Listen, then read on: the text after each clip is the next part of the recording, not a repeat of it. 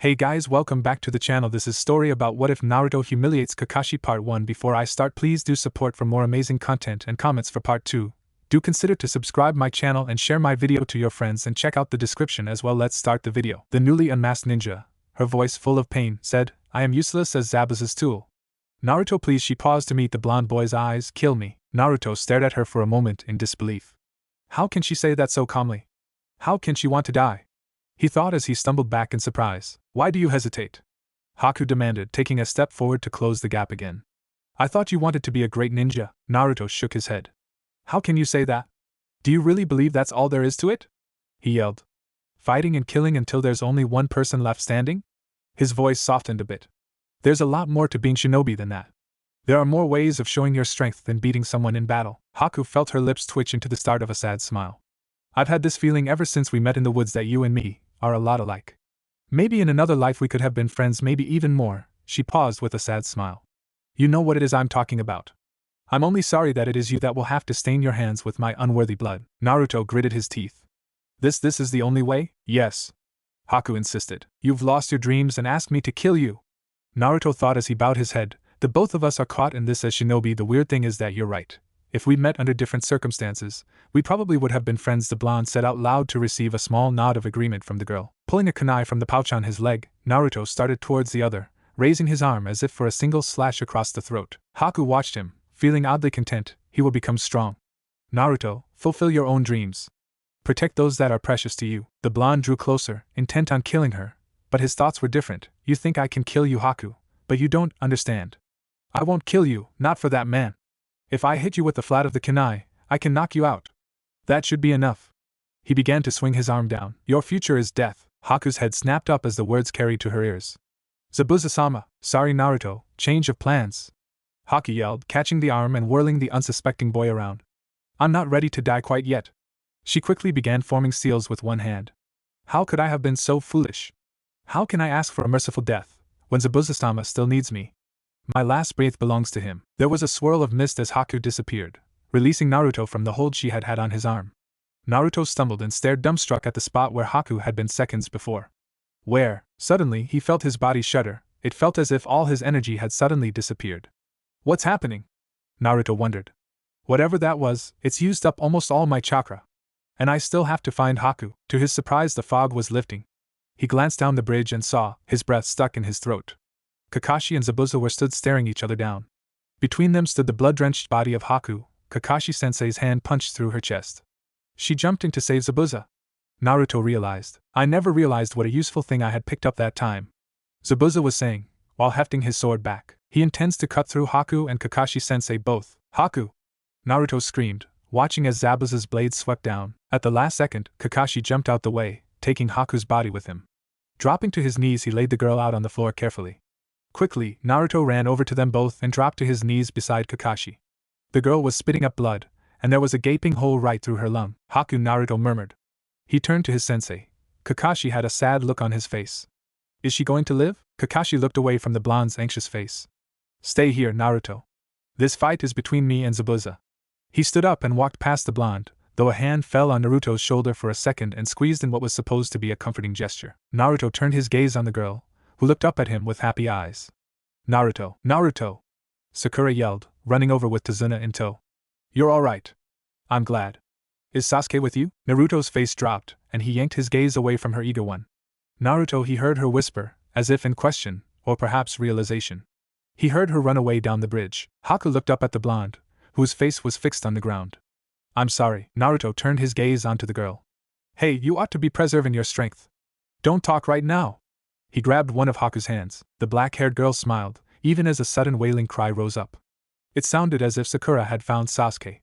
Naruto closed his eyes for a second, trying to push back the tears. "You'll see," Haku said, his voice barely a whisper. Naruto opened his eyes to look at him again. "Naruto couldn't know that I died fulfilling my purpose. It was an honor." The girl trailed off. Around Naruto things slowed to a stop. The hand he held was cold. "Haku-chan," he murmured as the girl's eyes slid shut and her chest stopped rising. "Haku!" he yelled. Red fire flew over his hands, bathing Haku's body in its glow. Time for Naruto seemed to stop and go black. "Do you want to save her, kid?" the Kyuubi asked. Naruto's vision returned and he found himself before a huge iron gate with a piece of paper holding it shut. The word seal written on it. Looking further into the cage, he could see 2 crimson eyes. You can save her, Naruto yelled back. Heal her now. I can save her, but to do so she will have to become your mate, Kyubi replied. Naruto listened quietly. You will also have to tear part of the seal off. Why would she have to be my mate? Naruto asked. To save her, you need to mix your chakra and blood, along with my chakra over her wound. By doing so you two will be bonded, making you mates, replied Kyubi in a matter-of-fact tone. So this is the only way to save her, Naruto silently thought. Yes, and remember, I can hear what you are thinking, haha. An amused Kyubi laughed. Fine, I'll do it, growled the blonde. Haha, fine, let's start.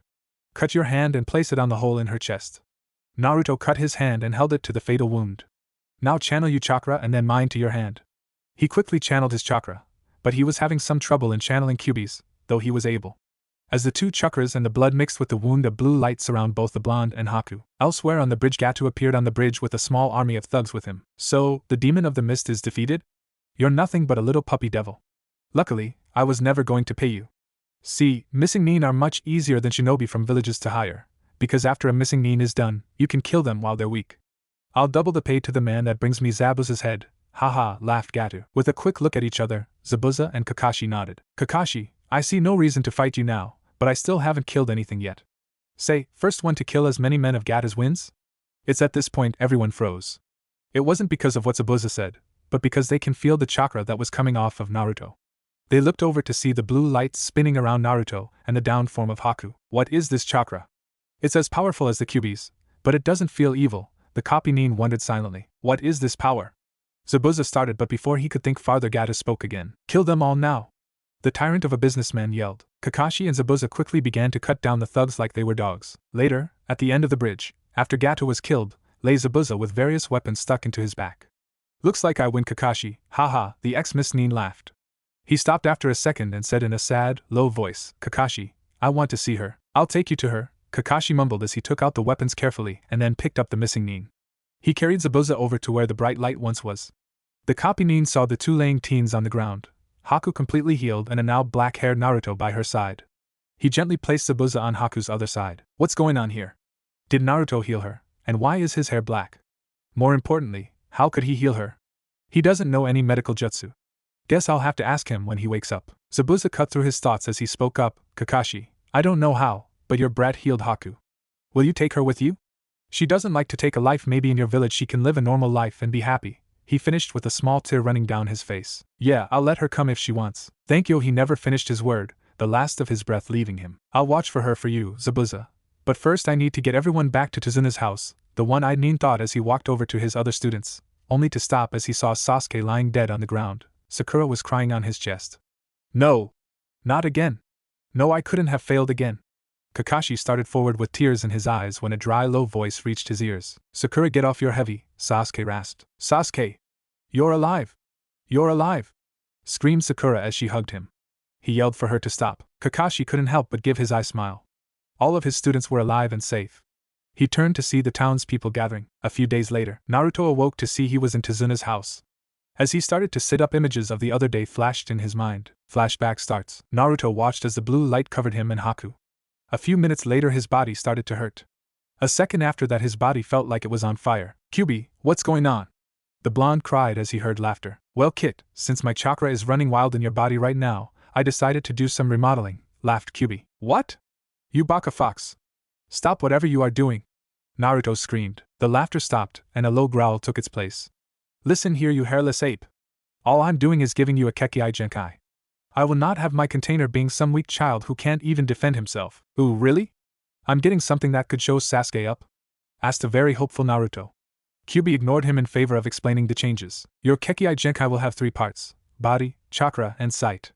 Now what they do is, flashback ends. Naruto was pulled from his thoughts by a voice at the doorway. So are you feeling better?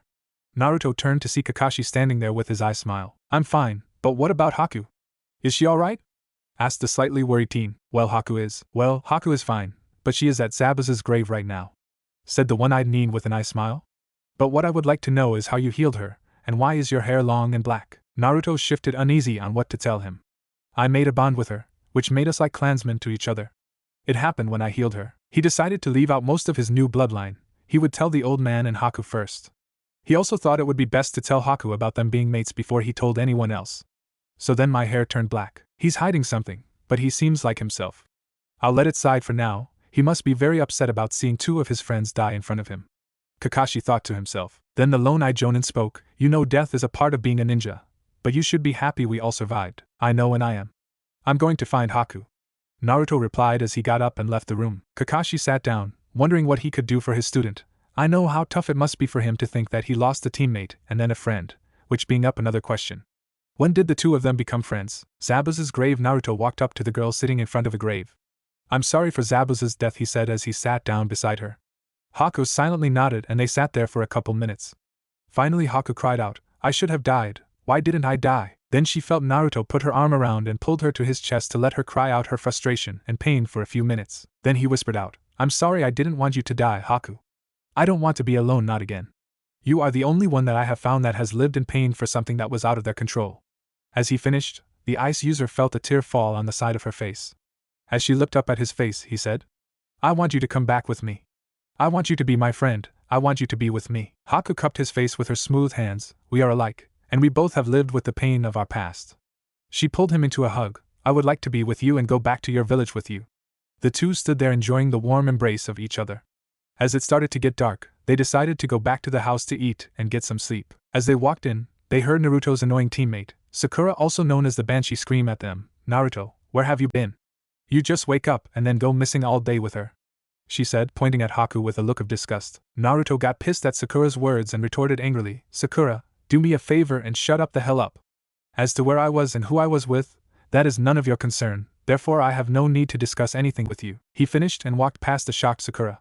As he sat at the table, he saw Kakashi hadn't looked up from his book and Sasuke was glaring at Haku. Naruto said in an angry tone, You got a problem, team? I think that we should kill her, she's the enemy, replied a rather angry Sasuke. Yeah, she tried to kill Sasuke-kun. She shouldn't be here, came in his bubblegum-haired fangirl, trying to gain favor with her crush. Naruto said, Excuse me? But I remembered that she didn't kill Sasuke, she put him in a false death state just like she did with Zabuza. By this point Kakashi put his book down. She stopped being the enemy when Gato tried to kill them. In the ninja world, any enemy at one moment can become an ally at the next moment. You all should remember that. He started reading his book again, giggling now and then as always. The rest of the night went by quietly with the usual Sasuke brooding, Sakura fawning over Sasuke, Kakashi reading his book, Naruto and Haku making small talk. After a while they all went to bed as they still had a week till the bridge would be finished. As Naruto fell to sleep, he found himself in front of Kyuubi's cage once again. Kyuubi said, Well, Kit, I believe that we have something to talk about. First, you need to tell your mate about everything from my to your bloodline to her being your mate. Second, when you get back to your village don't put your mask on, you will also be a weak fool if you do. Also you need someone to teach you taijutsu, preferably something strong that cause you to break bones, and I also want you to start to work with the sword. Find a master to teach you kenjutsu. I think that old man the Hokage should be able to help you find one. Now leave, I'm still tired from healing your mate and replenishing your blood. You also need your sleep, so your mate can show you how to use your ice abilities. Before Naruto could reply back to the fox, he was thrown from his mindscape into a nice dream about him, Haku and Hinata going for a walk around the park. The next morning, Naruto awoke early, mumbling about Baka foxes telling him what to do and weird dreams. Why would even have a dream about Hinata? I mean, sure, she's liked me for a long time and I've grown to like her. But what would the village do if she was with me, and besides Haku is my mate, I can't have them both. I don't think either would be happy about it. As he was running through his thoughts he heard laughter in his mind. You idiot! Why not take them both as your mates? You know demons take more than one mate. As for Haku not being happy about you having another, we both have seen how she looks at Tsunami, which indicates that she plays for both sides. No, I think she'll be fine with you having another mate, as long as you love her. This Hinata girl loves you and you love her. You need to grow strong to be with the ones you love, Kyuubi said, voicing his opinion. But there's no way for me to be with them both. Humans only can have one mate, and even with the villagers telling I'm a demon, I'm not. Naruto retorted sadly. The fox answered, Well, you are right and wrong. To my understanding of villages, people with new bloodlines can have more than one mate due to this clan restoration act. That idiot Uchiha applies to this since he is the last loyal Uchiha, and as for you not being a demon, well, yes and no. You aren't a demon, but you are as much a demon as a human can be, while still being human. Of course your new bloodline makes that so. Great, that will make the villagers so fucking happy. Well, at least I might be able to be with Haku and Hinata as long as they're both okay with it. Hey, wait a freaking minute, how are you talking to me? Naruto said in a sarcastic tone. Well, that piece of the seal you ripped off lets me speak to you telepathically as well as see, hear, and smell what you do, Kyuubi explained to his container. Okay, But why haven't you speaking before now, and aren't you supposed to be the demon that wants to kill everything in sight? So why are you helping me? Naruto asked curiously. I haven't spoken before now because I was tired. Do you know how much energy it takes to heal someone near death and make a Kekkai Genkai at the same time? And no, I'm not evil or want kill everything that opposes me. Kyubi replied. Naruto could feel the sad smile on the fox's face. No, at one point in time, I was the guardian of Fire Country, but that Hibi team put a very powerful genjutsu on me. It put me into a feral rage and I attacked your village, but thankfully your Hokage sealed me away before I can do any more damage. As to why I'm helping you, well, I'm sorry for making your life so bad. So the bloodline and healing your mate was my way of saying I'm sorry. Thank you. But I'll find that Hibi team and make him pay for disturbing our lives. He was cut from his conversation by a soft voice. You know, breakfast is waiting for you downstairs. Naruto turned to see Haku in the doorway, smiling at him. I will be down in a minute, Naruto said, returning the smile with one of his own. After a few minutes, Naruto walked downstairs and sat down at the table with everyone eating their food. Alright, team, we still have a week till the bridge is finished. Sasuke, you'll be coming with me to the bridge. Sakura, you will be watching over the house. Naruto, you are free whatever you want for the day, and Haku, since you aren't part of my team, you can do whatever you want. Kakashi told them. Sasuke answered HN. Sakura was upset she wasn't going to be with her Sasuke. Naruto thought it was a perfect time to talk with Haku and maybe get her help working with his new ice ability. Alright, I'm going to go and train. Haku-chan, do you want to come? Naruto asked a blushing Haku. Why yes, and Naruto-kuku and Naruto just looked at her, wondering why she was stuttering. Tsunami said in a soft voice, maybe you should stay here today. Naruto turned his head to see a blushing Tsunami. He also saw a blushing Sakura look at him only to have her look at the ground when he looked at her. He started to hear Kyubi laughing. Kyubi, what did you just do? Haha kid, sorry kid, haha, but it looks like I gave you a more primal aura that is making the females woozy and acting fangirlish, haha. But don't worry, Haku will not be affected as she is your mate. She was probably thrown off by you calling her Haku-chan. The fox said as he was literally rolling around in his cage. Oh great, just great, this is all I need right now. Naruto thought with a groan. No thanks, I really need to train, so I'll be leaving now. Bye. The Jinchuriki finished quickly as he grabbed Haku's hand and ran out the door before Tsunami could say anything else. In the forest, Naruto and Haku had just made it to the forest. Now they were looking for a clearing to train in. Naruto decided to speak up. Haku, I need to talk to you about something. Naruto went on to tell her about everything about the Kyubi, how he saved her, his new bloodline, and finally her being his mate. Haku stood there, listening to everything intently, and she was a little surprised that by saving her life, she had become his mate as he called it. But all in all, she was happy that he told her all of this. She wasn't too upset about being his mate. She had to admit that he was cute, and she did like him, but she would have liked to know him better. She actually found herself hugging him tightly after he finished explaining everything to her. Well, that a relief, she doesn't seem mad. Naruto thought in relief. See, I told you, Kit, she's fine with it. But you didn't tell her about Hinata. Of course, that was probably wise. Too much information could be bad right now. You will need to tell her before you get back to the village. Kyubi said in a told you so voice. Yeah, I know, but not now. I think I need to get to training. Naruto replied back to the fox. He turned to his mate and said, Hey, Haku-chan, I think we should get to training. Maybe you can show me how to use ice jutsus. Yeah, sure. Haku said with a nod. She started to show him how to perform Hayatan jutsu, but he was having trouble using the right amount of chakra. So to help him with his chakra control, she taught him the water walking chakra exercise. It took the rest of the day for him to get it down, and by the time he fully got it down, it was time to head back to the house. Back at Tazuna's house, when they got back, everyone was set at the table about to eat. They sat down quietly, and most of the dinner went by quietly, with Tsunami and Sakura looking at Naruto once in a while and having light blushes on their faces. Haku was glaring at Sakura angrily for looking at her Naruto like that. Naruto decided to break the silence. Ano Kakashi-sensei, we don't have anything really to do, do we? Well, not really. We know the bridge will be done in 5 or 6 days. Why do you ask? The Jonin asked as he let his eye train fully on his student. Well, I was planning on training for the rest of the week and maybe stay in the forest till we leave for Konoha, replied Naruto. I have no problem with you training the rest of the time, but I don't think staying in the forest is a good idea. Kakashi said, it will help with survival training, having to find food and shelter. Naruto said, thinking quickly to get the private training trip. Alright, but I want you back the night before we leave. Kakashi said, agreeing with the logic that Naruto shot out. Sasuke was seething in anger at the fact that the dobe was going to train the whole time while he forced to stay here and watch the bridge. But then he thought with the dobe not being here, he could get Kakashi to teach him a couple new jutsus. The rest of the dinner went rather quietly. Well, besides Sakura yelling at Kakashi about Naruto getting to train while Sasuke had to stay, but she was silenced by a glare from Sasuke, him not wanting her to blow his chance to get stronger. When dinner was done, Naruto and Haku packed their supplies, said goodbyes to everyone, and headed out into the forest to return in 1 week. On the newly finished bridge, the rest of Team 7 was waiting on their last teammate. The pink-haired one named Sakura was standing there with her foot tapping against the floor. "Sensei, Naruto's late. Could something have happened to him while he was training?" she asked her sensei. Kakashi said, "No, I don't think so. Sakura, isn't that right, Naruto?" Sasuke and Sakura turned around to see Naruto. His attire was completely black with a muscle shirt, pants and black bandages wrapped around his ankles much like Kakashi's. His hair grew a bit longer, and he had it wrapped at his back of his neck in a small ponytail, and on his back were 2 nodachas. One was fitting in a black sheath and the other on was white. Sasuke thought, just how strong has he gotten in a week? This is unreal. Sakura was in shock as she thought, is that and Naruto?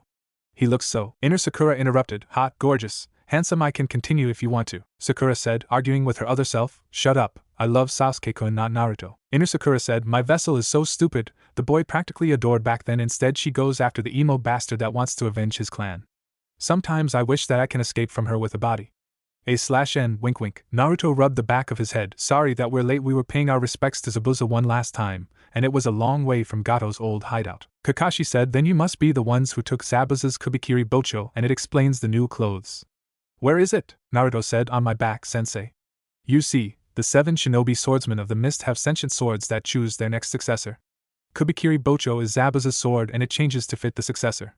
The white one is Oathkeeper, and the black one is called Oblivion. A/N, shout out to Kingdom Hearts people. I don't own. Sasuke eyed the sword. Do you even know how to use those? Naruto slipped his hand from his head to Oblivion's hilt. Care to test me, Uchiha? Kakashi defused the situation. Enough, you two. Let's go. A cry went out. Wait. Kakashi groaned inwardly. This was the reason I wanted to leave in the first place. The team along with Haku turned to see the whole population of Wave with Tazuna and his family in the front. You were going to leave before we could say goodbye, weren't you? Tsunami said accusingly. Kakashi said no. Why would you think? Naruto said, Sensei, your face says it all.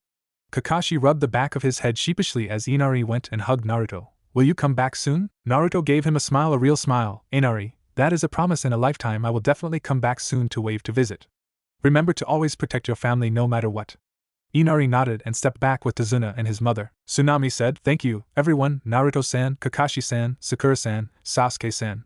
She went and gave them all a hug, well, except Kakashi for 2 reasons. 1, he was reading his book, and 2, she knew about Ika Paradise. Tazuna nodded to each of them, and the team along with Haku ran off on the bridge, waving to them, not knowing that the bridge was christened as the Great Naruto Bridge and a plaque was dedicated to the members of Team 7. They ran off to Konoha by jumping into the trees, and Sasuke asked, so Dobe, what kind of training did you do? Naruto answered, why are you so curious, Sasuke? You never bothered with me before or my training before. Sasuke dismissed the question. Just tell me what you did. Naruto said, I went through physical conditioning, push-ups, sit-ups, pull-ups, etc. Then I sparred with Haku-chan, trying to work on my timing with Kage Bunshin, and that is all. Kakashi thought he is hiding something from Sasuke. It is better if he doesn't tell Sasuke since he still has that superiority complex stuck in his head. I will have to ask him to stay when we report to the Hokage. After a few more hours, they approached the gate and 2 guards, the Chunin Suzumo and Kotetsu. Kotetsu cried out, state your name and business. Kakashi said lazily, Kakashi Hatake, returning with Team 7, consisting with Naruto Uzumaki, Sakura Haruno and Sasuke Uchiha. Izumo said, where is Naruto? Kakashi inclined his head to the black-haired boy to the left of him with Haku close to him. Who is the chick? Kotetsu said with his eyebrow raised. The Jonin replied, she wants to join the ranks, and we are escorting her to the Hokage. The 2 Chunins nodded and signaled the gatekeeper to open the gates. The gates opened slowly and Team 7 along with Haku walked through, straight to the Hokage tower. Meanwhile, as they walked through the courtyard, Naruto was getting looks that he was not used to, mostly for women who blushed, and some of them smiled and waved at him. Naruto inwardly smiled that the villagers didn't recognize him at all, but he knew that soon they will discover his identity again. So until that time, he was enjoying the looks to the fullest. Soon they reached the Hokage tower to find Sarutobi at his desk working. When he looked up, he saw Team 7 and his eyes widened at the sight of Naruto. Naruto? Sarutobi said. Naruto said with a foxy smile, what's up, Hokage-ji? The Hokage said, I see that you all have returned safely, and who is this girl? Kakashi said, Hokage-sama, on our mission, it appears that the client lied about it. Apparently the client was targeted by Gato, who hired and sent ninjas to assassinate him. We continued on and met Zabuza Momochi, hired by Gato also. We defeated him for the first time, and this girl, Haku, posing as a hunter-nin who was once under Zabuza, took him to heal his wounds. After a week, we met and clashed against each other. Sasuke was at first thought dead, but Haku put him in a false death state just like Zabuza. Needless to say, Zabuza and I destroyed Gato's hired thugs, and Zabuza was the one who killed Gato at the cost of his life. The old man stroked his beard and said, Alright then, Haku, you will be able to join Konoha's ranks, and as common procedure, you will be placed on probation for a month since you were Zabuza's apprentice. What profession would you like to pursue? Haku answered, I would like to become a combat medic, Hokage-sama. So you will be receiving training in the hospital, and I will be giving you a plaque. Naruto said, interrupting the Hokage, Excuse me, Hokage-ji, but Haku will be staying with me. Sarutobi said, Fine, less paperwork for me. Now Sasuke, Sakura, you are dismissed for today, and Haku, can you step in the hallway to wait for Naruto? The three bowed and went out the door. Sarutobi placed a sound silencing seal on the wall and said, I am guessing that there is something more that concerns your change, Naruto. Explain from the start. Naruto began, Well, after I took care of Gato's cronies from taking Tsunami and Inari, I went to the bridge to find Sasuke trapped in Haku's ice dome and Kakashi-sensei fighting against Zabuza. I went inside the dome to help Sasuke and tried to get him out by using shadow clones to distract Haku, so I can attack from the outside while he attacks from the inside. Haku was able to destroy them quickly and attack us using her speed. We tried this maneuver twice and Sasuke was able to unlock his Sharingan to see her movements, but I was knocked down. When I opened my eyes, I saw Sasuke standing in front of me with Saban needles stuck all over his body. I thought he had died and I got angry at Haku for taking him away. Due to my anger, I was able to unleash the Kyuubi chakra and defeated Haku. She wanted me to kill her, so I was going to run and try to knock her out, but then she realized that Zabuza was in trouble, so she grabbed my arm and shunshed to Zabuza's location. I ran after her. When I reached there, I saw that Kakashi's arm was punched straight through her chest and was on the verge of dying. I wanted to save her because she was a lot similar to me. So the Kyuubi was able to tell me what to do to save her. Sarutobi said, What? You talked to the Kyuubi? Naruto said, Relax, Aji-san, the fox didn't do anything at all well, except gave me a Kekei Genkai. Kakashi and Sarutobi both shouted, What? Naruto said, Let me finish please. The Kyuubi told me to mix my blood and chakra along with some of his own and pressed into her wound, which is why my hair turned black. The only drawback is that Haku-chan and I are mates in short, husband and wife in human terms. Kakashi said, Naruto, why would you trust the Kyuubi? He tried to destroy the entire village. Naruto said, Because it was not the Kyuubi's fault. Apparently he was under some kind of genjutsu. The last thing he remembers is that the one who did it smelled like snakes and had pale yellow slitted eyes. Both the Hokage and Kakashi immediately knew who was the one who caused all of this pain in Konoha. Orochimaru, the former student of Hiruzen Sarutobi, the snake Sannin, former teammate of Jiraiya and Tsunade, and an S-rank criminal for experimenting on fellow ninjas. Sarutobi said, So what is your bloodline, Naruto? Naruto explained, From Kyuubi's description, it has 3 parts. My bloodline affects the body, chakra and eyes. My body is much like a Hanyu. I have enhanced senses, organs, bones, muscles, chakra network, etc. I have more flexibility, a higher healing rate and pain tolerance. Now the Kyuubi made a secondary system that can channel his chakra without damaging my body, only reducing to a minimum, and it is immune to tampering. My chakra imprinted on Haku's, making me able to use the Hayatan, and my last part, my eyes allow me to see through genjutsu, which has been my weakest point, and able to track an opponent's movements. I am able to detect my opponent's next move from the slightest tension from their bodies and can move in the exact spot where they were at. The Hokage and Kakashi were in awe and shock. The Kyuubi made his container a practical bloodline gold mine. Now I also have 3 abilities. The first is that I give off a primal aura that makes the women act fangirlish and attracted to me. Kakashi and the Hokage both began to think perverted thoughts, and Naruto noticed those looks. You two are so lucky that I have to explain this, or I would use Oiroku no Jutsu on you too. Anyway, the second ability is to talk to foxes, and the last ability is to control and suppress other demons. But I can only suppress Biju. The boy said. The Hokage and Kakashi were simply miffed by this. No one has ever shown the ability to suppress and control demons since Madara Uchiha and the Shodame's reign. The old man regained his composure and asked, This is all wonderful, but what did the Kyuubi ask in return? Naruto said, Nothing at all. All he wants is that I kick ass because he doesn't want a weak jailer at all.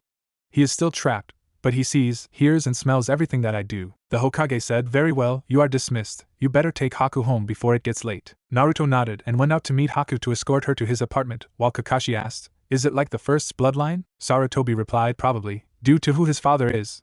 But I didn't think that the Kyuubi would be able to replicate it at all since it is dormant for some reason. But it is a wonder that the fox would do all of this to help Naruto. Kakashi said, Maybe because of his pride. He is the most powerful of the Biju, and if Naruto is his container, it is logical that he should be the most powerful of the Jinchurikis. Naruto and Haku tomorrow. Haku-chan, I will give you a tour around Konoha. But for now, Naruto said as he made 15 Kage Bunshins. Okay, you get me some clothes before the villagers realize that it is me. You resupply my weapons and get me 2 wooden swords. You get us some food other than ramen. You go to the library and look up some wind and water jutsu along with a kenjutsu style. The rest can go to the apartment to accommodate Haku. Naruto said. The clones nodded and sprang into action. Naruto turned to Haku and said, well, then shall we go, Koriheim? Haku blushed scarlet red and stuttered H-high. Naruto smiled and offered the crook of his arm, which she gingerly took it and placed her arm inside of the crook. The two walked toward the apartment, while Naruto kept her occupied by telling her stories of his greatest pranks. Haku giggled as she imagined the pranks that he had done over the years of his academy days. When they finally reached his apartment, Naruto noticed that Haku was a little reluctant to let go of his arm and inwardly smiled at the affection that Haku actually liked him a bit. He opened the door and allowed Haku to walk in. The apartment was a bit small, but cozy with a warm feeling to it. Naruto showed Haku to her room and gave her the privacy that she would need. Soon the clones came back with the necessities and the one with the weapons brought the quality-grade weapons. But what caught Naruto's eye was the black trench knives that the clone felt compelled to buy. The clone in charge of the food bought vegetables, steak and white sticky rice. Haku and Naruto ate together at the table this time. Haku told Naruto about her travels with Zabuza over their dinner. Soon as they were finished, Naruto inspected the library jutsu and kenjutsu style.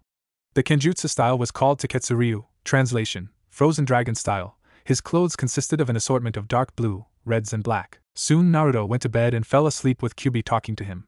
Kyubi said, tomorrow, you need to work on your speed with your kenjutsu. Though your technique is good with the silent homicide style, you need to get some weights and fix up your taijutsu. Naruto replied, got it, Kyubi. I will need to find a taijutsu scroll that fits me the best. I think I will ask Hokage Aji-san tomorrow, and I got to work on my new jutsu too. Kyubi said, get to sleep. Kid, you have a big day ahead of you. Naruto mentally nodded and went to sleep. The next morning, Naruto woke up and walked into the bathroom, still rubbing his eyes. When he looked up, he saw Haku, who was topless at the moment. The boy blinked once, twice, 3 times and did the most logical thing that all naive boys do when it comes to the opposite sex. He fainted. Naruto woke up after a few minutes with Haku peering into his face. The Jinchuriki smiled at her and slowly the memories returned back to his mind. His face paled and he backed away while bowing low. Gomen Nasai. Please don't think that I am a pervert, Haku-chan. Haku held her hand to her mouth as she giggled softly. It is okay, Naruto-kun. I know that you didn't mean it at all. You are just not used to live with others still, and since we are technically married, it shouldn't be a problem between us. Naruto had a light blush as Kyubi chuckled at Naruto's predicament. Ha ha ha ha ha ha. Kid, you and this girl are going to be some good entertainment for me, by the way. Tell her that she got nice breasts, 32C, and she is still growing a bit. Naruto said, shut up, Erokitsune, I am not a pervert. I don't know about Haku-chan's breast size, plus we aren't even married. Kyubi retorted, hello, the girl just said that you are technically married since you are mates. Plus you are a fucking ninja, which means that you are an adult. In conclusion, it means that you are able to enjoy the finer things in life such as alcohol and sex since you are able to kill. In terms, you are old enough to kill, you are old enough to drink and fuck like rabbits in heat. Naruto blushed a bit more as Kyubi continued, besides your connection as mates is much deeper than your typical commitment. As mates, you are able to feel everything she feels emotionally, know her location, everything. It also means that if someone wants to date Haku, she wouldn't be attracted to that person and rejects that person, which gives you all the more reason to tell Haku about Hinata. If you imprint on Hinata as a potential mate, then Haku will do the same as well. Naruto replied, I think that it is too soon. I will tell her when the time is right. Naruto cut the mental conversation as he heard Haku calling his name. She had a worried look on her face and Naruto smiled at her to reassure her feelings that he was okay, and she didn't offend him in any way. Haku smiled softly in return and got up. While you were knocked out, I took the liberty of making breakfast for the both of us. Naruto said, thanks, after this, we will go enter Konoha. But I need to make a pit stop at the Hokage Tower to ask him about some taijutsu scrolls that I can learn. Haku nodded, that is fine, Naruto-kun. We can kill 2 birds with 1 stone since I need to see the Hokage about the hospital job. The two walked to the table to find hotcakes, eggs and sausage links on their plates. Naruto said, wow, Haku-chan, this is amazing. Haku blushed at his praise. It's not much, and Naruto-kun. The Jinchuriki turned to her, are you crazy? I can never make eggs like this, I usually burn them. Haku's blush deepened as the couple sat at the table and ate their breakfast. After they ate and Naruto got dressed, they strode over to the Hokage Tower. Naruto listened to the gossip of the demon finally died on a mission and shook his head at the villagers' stupidity. He still had his whisker marks and blue eyes, but they couldn't recognize him because he had long black hair, a bit taller, and had lost his baby fat only to be replaced with muscle. Humph, and they call me dead last. Naruto thought to himself. They approached the secretary, who ushered them inside to see the Hokage. Naruto, what can I do for you? Asked the Hokage. Naruto said, I would like to know if there are any taijutsu scrolls that I can borrow, so I can learn since mine is a little sloppy. The Hokage stroked his beard and said, I think I might have one. The old man thought, I will give him his mother's taijutsu style after all, it is rightfully his and I have a feeling that something will happen to it. The Hokage approached his library and pulled out a red scroll. I think that this style will suit you well, Naruto. It is called the Raging Torrent style, made by one of our finest ninja here in Konoha. Naruto thanked him and Haku said, Hokage-sama, I would like to know when does my shift starts at the hospital. The Hokage said, let me check my records. Haku-san let's see, yes, you will start tomorrow at 8 in the morning and end at 4 in the afternoon. Haku bowed, thank you, sir. The two walked out, leaving Sarutobi to glare at the pile of paperwork. I hate you so much I will find your weakness, you son of a bitch. The old man thought at his most powerful adversary. Naruto and Haku the couple walked around the courtyard, showing her everything in the village. They first stopped by Ichiraku Ramen, where Tucci and Ayam greeted them immensely despite that they didn't recognize Naruto at first with his long, black hair. Next, they went to the various training grounds and stores. After that, the last place that Naruto was taking her to happened to be his favorite spot. Haku-chan, hold tight, okay? Naruto said. Haku nodded and held him closer to her, as he Hyo-shunshin along with her for the ride.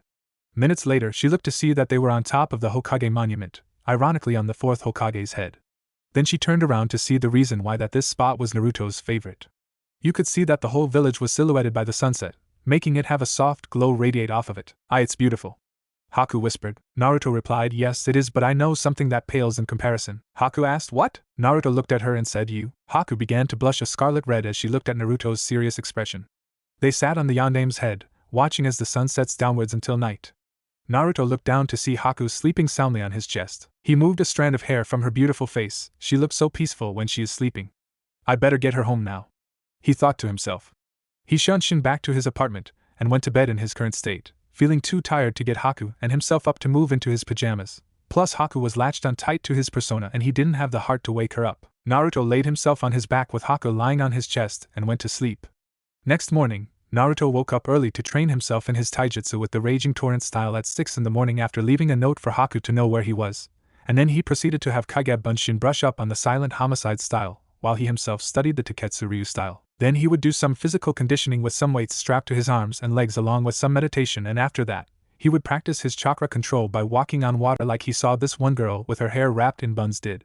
He figured out that it was not easy to do, but more challenging than the tree climbing exercise that he did with Kakashi-sensei. After his early morning training, he would arrive at 11 o'clock for his missions with Sasuke and Sakura, who would usually yell at him for being late, but Naruto didn't care about her opinion. This was his routine for 3 months, and over the time period, Naruto and Haku had gotten closer than ever by talking or going on dates. Naruto's hair grew and his ponytail ended at the middle of his back. A few strands of hair hung over his hitait, and his face grew sharper, making his life difficult with women blushing and winking at him. Haku grew over the months too feminine-wise. As Kyubi predicted, she grew to a certain extent along with her medical training. She learned that she could use the chakra scalpel jutsu in her Senbon to cut off her opponent's internal systems without having to come up and personal. She changed from her mist attire to wear a navy blue mandarin collar shirt and standard jonin pants with white tape around her ankles. She learned swordsmanship also and used the Taketsu Ryu style as well. She named her katana Shurasuke, translation, White Moon. Naruto woke up with Haku lying on his chest. Ever since that day, Haku had gotten pretty comfortable with using his chest as a pillow. He smiled at her and made a Kage Bunshin and substitutes himself with it. Then he went out to do his morning workout and meditation, and then he met his team. He saw Sakura in front of 2 Tsunagenin. One of them was holding his friend and declared rival, Konohamaru Sarutobi, very tightly. The Jinchuriki moved quickly with Oathkeeper and Oblivion to aim at the boy's neck and arm holding Konohamaru. I suggest that you let my friend go now like a good little kitty, or else I take your arm and your life at the same time. The boy didn't believe him at first until Naruto jabbed lightly with Oblivion at his neck, causing a bead of blood was releasing from the broken skin, and released his killing intent to prove his point. His killing intent, he is really serious about killing me, the boy thought. He gently set Konohamaru down to the ground and the boy ran to his friends, Moegi and Udon, while Naruto sheathed Oblivion and Oathkeeper while he shunshin beside the kids. The boy growled and took out the bandaged bundle on his back, and the girl said, Kankuro, don't. The boy known as Kankuro glared at the blonde girl and said, shut up, Temari, this kid needs to learn to respect his elders. Naruto raised his eyebrow, this coming from a boy who plays dress up as a cat and wears his sister's makeup. It seems that I am the elder in this one, kid. Plus I really don't think you would do that considering your teammate besides Sasuke is practically glaring at you. Kankuro stiffened and everyone turned slightly to see a red-haired ninja with green eyes and a gourd strapped to his back. Sasuke was surprised at Naruto's perception since he never sensed the redhead at all. The boy soon shunshin downwards to his teammates. Kankuro, put that thing away, you are embarrassing us since we are representing Suna. Kankuro said, but the redhead glared at him. Do it or I will kill you, Kankuro. Kankuro immediately shut up and put the bundle on his back. Come on, we are leaving you too. Sakura said, wait a minute, you 3 are from the village hidden in the sand? Why are you here? The blonde girl turned to her, are you serious? We are here for the Chunin exams. Where the hell have you been at? Sasuke said, you, what is your name? The girl pointed at herself. Who? Me, Sasuke replied rudely. No, the redhead. The boy replied, my name is Sabaka no Gaara. Yours? Sasuke said. Sasuke Uchiha. Gaara turned to Naruto and said, and what is your name? Naruto said, Naruto Uzumaki, and may I ask for yours, miss? The blonde girl said with a blush, my name is Sabaka no Temari. Naruto said, that is a nice name for a beautiful lady. I look forward to seeing you again, Temari-san. Temari had a light blush on her face, which enabled Kankuro teasing material for him to use against her. Gaara said, come on, Temari, Kankuro. Then the boy thought to himself, interesting, mother wants the Uchiha's blood, but what is it about Uzumaki that intrigued me so much and makes me fear his power at the same time? I guess I will have to wait until the exams. I hate waiting. Naruto turned to Konohamaru. Are you okay, Konohamaru? Konohamaru said, I am okay, Naruto and I-san. That was so cool. Where did you get those swords at? Naruto said with a soft smile. Let's just say a great person entrusted them to me. Now run along and try not to bump into anyone on the way either. Moegi said, can't you play with us? Naruto thought about it for a minute and said, why not? I got time to kill. Sakura said, Naruto, we have a team meeting today. The Jinchuriki replied, so? Sensei is usually 2 hours late anyway, Sakura retorted, but he might show up on time this time. Naruto replied coolly, you said that 3 months ago. Now if he just so happens to show up early, tell him that I thought he was going to be late like always. Naruto ran off with Konohamaru, Moegi and Udan, leaving Sasuke and Sakura to go to the meeting place on the bridge. 2 hours later, Naruto showed up on the bridge with Sakura and Sasuke. Sakura growled out, don't say a word. Naruto smirked at her while Kakashi showed up, crouching on the railing of the bridge. Yo! The Jonin said. Sakura shrieked, you're late. Kakashi said, sorry, I was helping an old lady across the street like the gentleman I am. Sakura shouted, stop lying. Kakashi said, ignoring Sakura's outburst, now, I have an announcement. I will be entering you 3 in the Chunin exams, which will be held in 2 days' time. He looked at Sasuke's look of anticipation, Sakura's look of indecisiveness, and Naruto's look of impassiveness. The exams are completely individual choice, so if you don't want to go to the exams, you don't have to do it at all. The exam will be held at room 301 at the Ninja Academy. You are free of all duties until the exams start. Kakashi shunshin away, as did Naruto. Sasuke was seething that Naruto knew the shunshin no jutsu before he did, and Sakura ran after him to ask him for a date again, only to get rejected again. Naruto the Kyuubi said, the Chunin exams, eh? That means that there will be strong genin there, including experienced ones as well. Naruto replied, yeah, I will have to train harder to be ready for the exams. Kyuubi said, that Gaara kid, I felt something familiar from him. I sensed demonic power from him. I think you should concentrate some of your training in controlling my Yuki chakra, so you can get used to it and activate instantly. Naruto said, that is a good suggestion. I have a feeling that I am going to need it most likely. Naruto ended the conservation to walk inside his apartment to find Haku inside. Oh hi Naruto-kun. Haku said with a smile. Haku-chan? I thought you were at the hospital. Naruto said. The Hayatan user replied, they gave me leave since they have to prepare for something called the Chunin exams, so I am off for 2 days. Naruto said, so you too, huh? Haku said, are you in the exams? The Jinchuriki replied, I am thinking of going in the exams.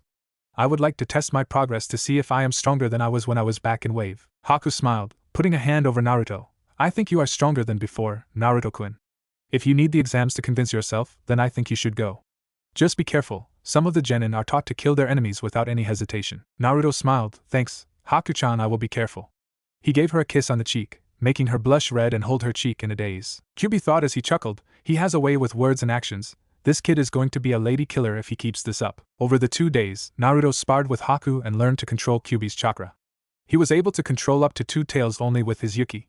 After that, he felt that he would lose control if he tried to get the 3rd tail to activate, but he knew that he shouldn't need it at all due to Kyuubi's reassurance of Gaara's demonic level. He wouldn't need the demon fox's cloak at all, but the Jinchuriki was cautious about it.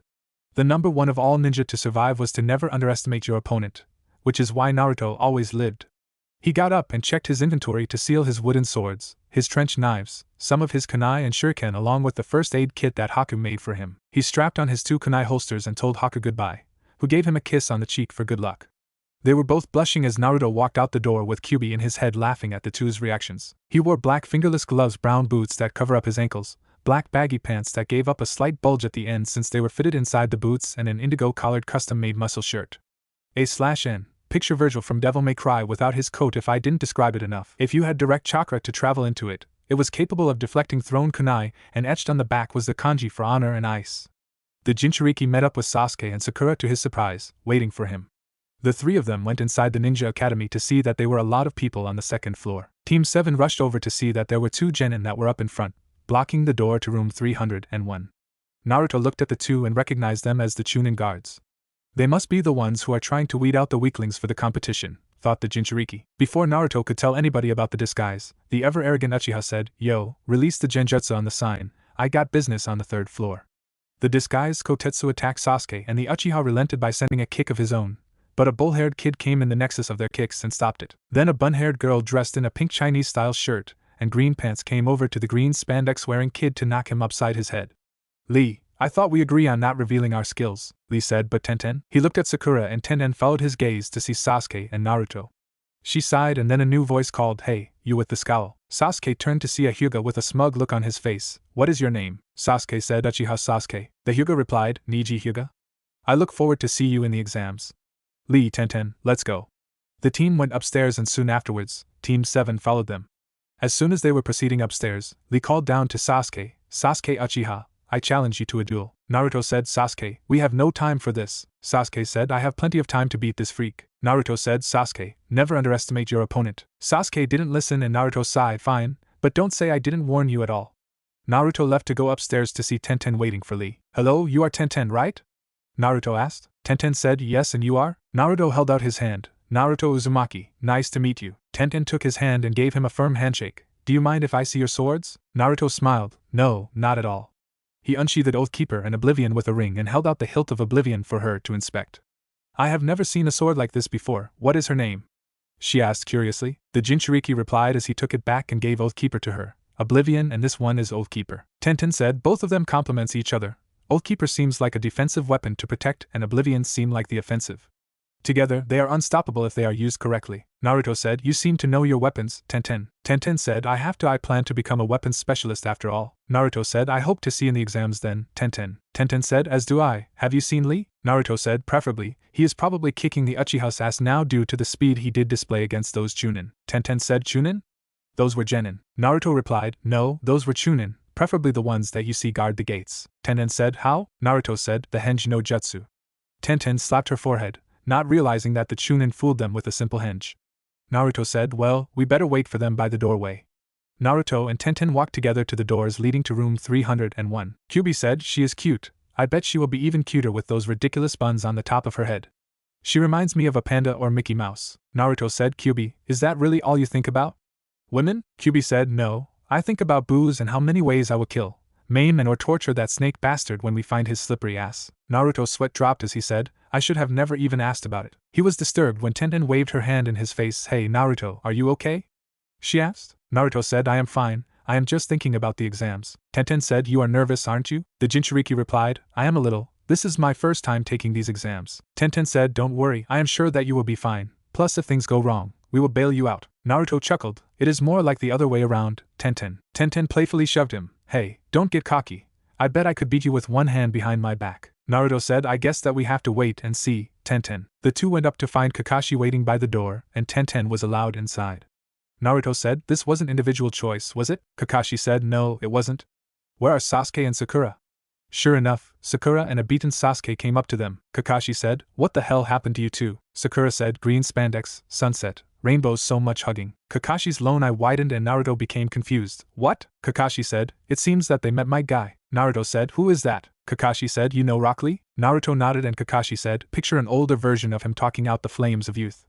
Naruto shuddered at the thought of it, but he had no idea what were the flames of youth. "But it doesn't add up with Sasuke's bruises," Kakashi continued. Naruto said, "I can answer that. Sasuke team answered a challenge to Rock Lee and got his ass kicked. Judging by Lee's speed, I think that Sasuke's body couldn't keep up with him." Sasuke sent a glare at Naruto as Kakashi said, "That seems understandable. Now good luck to you all." Team 7 nodded and went through the door, but Kakashi whispered to Naruto, "If you get into trouble, Naruto, don't hesitate to do everything in your power to survive." Naruto said seriously, "I got it." Soon Sasuke was glomped by another one of his fangirls, Ino Yamanaka of the Yamanaka clan, who specializes in jutsu that affect the aspects of the mind. Sakura began to yell at her, and the two started their feud as usual. Then Team 8 came up with Kiba announcing their presence. "Hey, where is Naruto at?" the Inuzuka asked. Ino noticed that the blonde-haired prankster was not around them and asked, "That is right, where is he?" Naruto shook his head and said, "I am right here, Ino." The rookies turned to see him, and their mouths dropped, especially Ino's. Hinata blushed at her crush and how handsome he had gotten. "Geez, I can't believe you guys didn't recognize me well, except Shino. I can tell he knew who I was by my chakra," Naruto said as he reached behind his neck and picked out a bug on his finger. The bug flew off his finger and went straight to Shino. Naruto turned to Hinata and said, "Oh hey oh, Hinata-chan." Hinata blushed and almost fainted to the ground, but Naruto grabbed her before she hit the floor and helped her steady herself. "Ino," Sakura and Kiba shouted at the same time, "Since when you call her Hinata-chan?" Naruto said, "Since now, after all, she is a princess, a cute one too." Hinata blushed as she whispered, "Thank you." Naruto put a hand on her forehead. "Are you okay, Hinata-chan? You look a bit red. You don't have a fever, do you?" Kyubi warned Kit, "You are going to make her faint with all of this attention on her, and I think Mudboy just might attack you." Naruto replied, "He wouldn't dare. If I find one scratch on Hinata-chan because of that, I will rip him apart." Suddenly Kyubi started to growl and Naruto asked hesitantly, "Kyubi, what is wrong?" The demonic fox answered, "That silver-haired kid, he is reeking of the smell of snakes." Naruto said, "Really? That is not the one who placed the genjutsu on you, but he might be working for him, or that lady we saw at the dango shop." Kyubi replied, "No, her smell is faint and covered with dango instead. This one is laced with it." The Jinchuriki said, "Calm down for now. If he shows any sign of being a spy, I will take him out in the exam." He focused on the newcomer, who introduced himself as Kabuto Yakushi. Naruto instantly searched his memory for that name and remembered that he is a medic, trained by his adoptive father, who was one of Konoha's finest. If he was a spy, he would be essential to a person who hated Konoha. Sakura asked, "Is this your first time, Kabuto-san?" Kabuto said, "Nope, this is my 7th, but I have gotten some good information over the years." "Want to see my ninja info cards?" Sasuke asked. "Do you have information on individuals?" Kabuto said, "Why yes." The Uchiha said, "I want information on Rock Lee and Sabaka no Gaara." Kiba said, "I want information on Naruto Uzumaki." He grinned as he thought, "I bet his record is humiliating and then Hinata will go out with me." Kabuto pulled out 3 cards and said, "Rock Lee, he has completed 20 D rank and 11 C rank missions. His taijutsu is off the charts, but his ninjutsu and genjutsu is non-existent. Sabaka no Gaara, he has completed 14 C rank and 1 B rank. His abilities are unknown, but it is said that he has returned from every mission without a scratch. Lastly, Naruto Uzumaki, he has completed 24 D rank and 2 A rank missions." Sakura said, "Wait, that is wrong, we only did 1. Kabuto said, "Oh, you didn't know, he happened to catch a Chunin, Mizuki Tuji, from taking the scroll of sealing and killing Irika Yumino. Anyway, he seems to know the Kage Bunshin no Jutsu and his taijutsu has improved along with his kenjutsu." Naruto said, "You seem to know a lot about that mission despite the fact that it was classified to the Hokage's eyes only. On top of that, you are Ishide Yakushi's adopted son, who is a chief medical ninja in the ANBU, who was one of Konoha's finest medics at the time. Since he is your father, he taught you everything you know, which means you are a spy." Kabuto laughed. "What makes you think so, Naruto-kun?" Naruto replied, "The fact that you failed this exam 6 times despite the fact you are an accomplished medic and the fact that you smelled a lot like snakes, a smell that is known to only one person who could possibly have the motive to destroy Konoha, Orochimaru, the snake Sannin and S-rank criminal." The place was silent until Kabuto laughed again. "You are quite the comedian, Naruto-kun. Me affiliated with Orochimaru? That is very humorous of you to think so." Naruto laughed as well. "You are right, Kabuto. To think that you caught me that fast." The rookie 9 sighed in relief. But Kabuto thought, "That boy, I am going to have to take him out when Orochimaru-sama separates them from the Uchiha." Naruto thought, "I got you, traitor." A man shouted, "Okay, Genin, pipe down and shut the hell up now. First rule, there will be no fighting whatsoever or I will have to kill you." That man was Ibiki Marino, head of the torture and interrogation division. Ibiki said, "Good, now everyone will come in a single order fashion to get a paper from one of these Chunin and draw a number.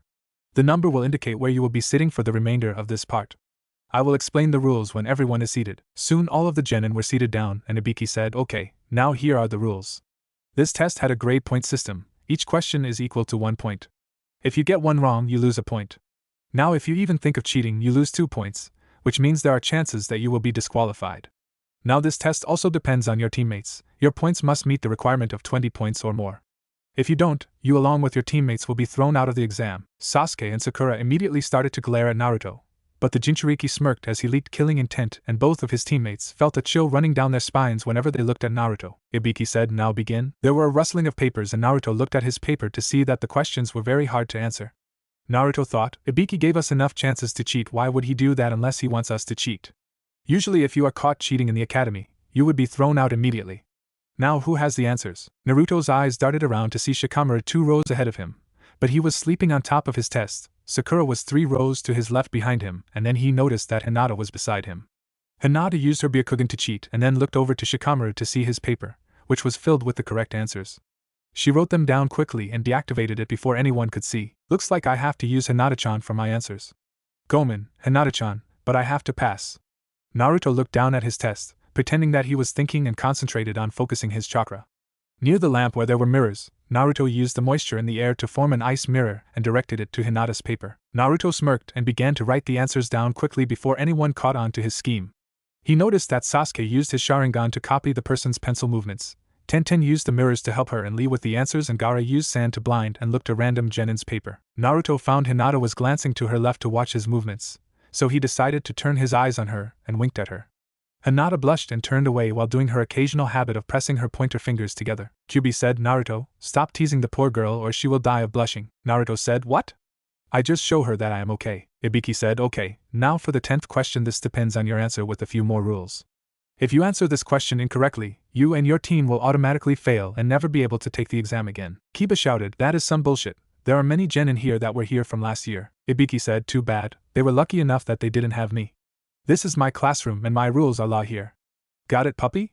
The proctor continued, "But I will be nice. If you don't want to answer this question, then you can quit and will be able to take the exam again. Now for those of you who don't want to take the 10th question, raise your hand now." Many hands rose up in the air in silence as various ninja and their teams failed due to their fear.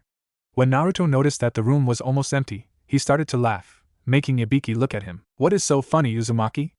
Ibiki asked. Naruto replied, "The fact that you fooled the idiots who left about being able to ban them from the exams. You used the fear and caused turmoil in their minds to torture themselves. No wonder you are dubbed as the Mind Reaper, but I don't think it is going to work on us. We are smarter than that." Ibiki thought, "This kid, he is very smart to catch on," and with his words, he diffused the atmosphere I just created. The proctor said with an evil smirk, "Just for that, Uzumaki, you have just sealed this room's fate. As a result, you all passed the first part of the exam." Sakura said, "What? What about the questions and what was the point of the 10th question?" Ibiki replied with a smirk, "You can say that the decision to stay or leave was the last question. The other 9 questions were there to test your information gathering skills. You had to cheat in order to pass, so there were 3 Chunin disguised as Genin in the room with the correct answers. Those of you who cheated poorly were eliminated and the team suffered. Sometimes, information is more valuable than life itself. People risk their lives on missions, and certain information can be the difference between life and death. People will do anything to acquire it." He revealed the scars in his head. "You must be vigilant if the enemy happens to capture you and endure any pain." Sasuke thought, the after effects of torture. A black form burst through the window, laughing at the examinees. All of the students' eyes went wide as the newly revealed kunoichi threw 2 kunai into the ceiling, pinning the black cloth that previously surrounded the kunoichi to the ceiling of the room. The figure wore a tan trench coat, a fishnet bodysuit, and orange skirt. She started to speak in a demanding tone. "I am Mitarashi Anko, your second examiner for the Chunin exams. Now everyone get off your asses and follow me to training ground 44. Omake, is this your first time, Kabuto-san?" Sakura asked. Kabuto said, "No, this is my 7th time, but over the years, I have defeated some people and gained powerful cards.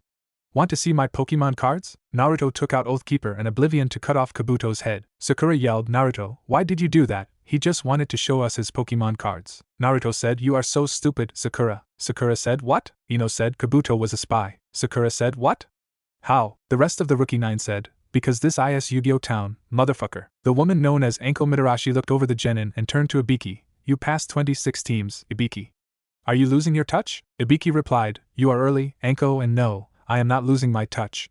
It seems that we have an interesting bunch this time." Anko said, "Oh well, it doesn't really matter anyway. My test will cut them in half. Now move!" The Genin filed out of the room to follow the lady, who seemed to be scarier than the last one.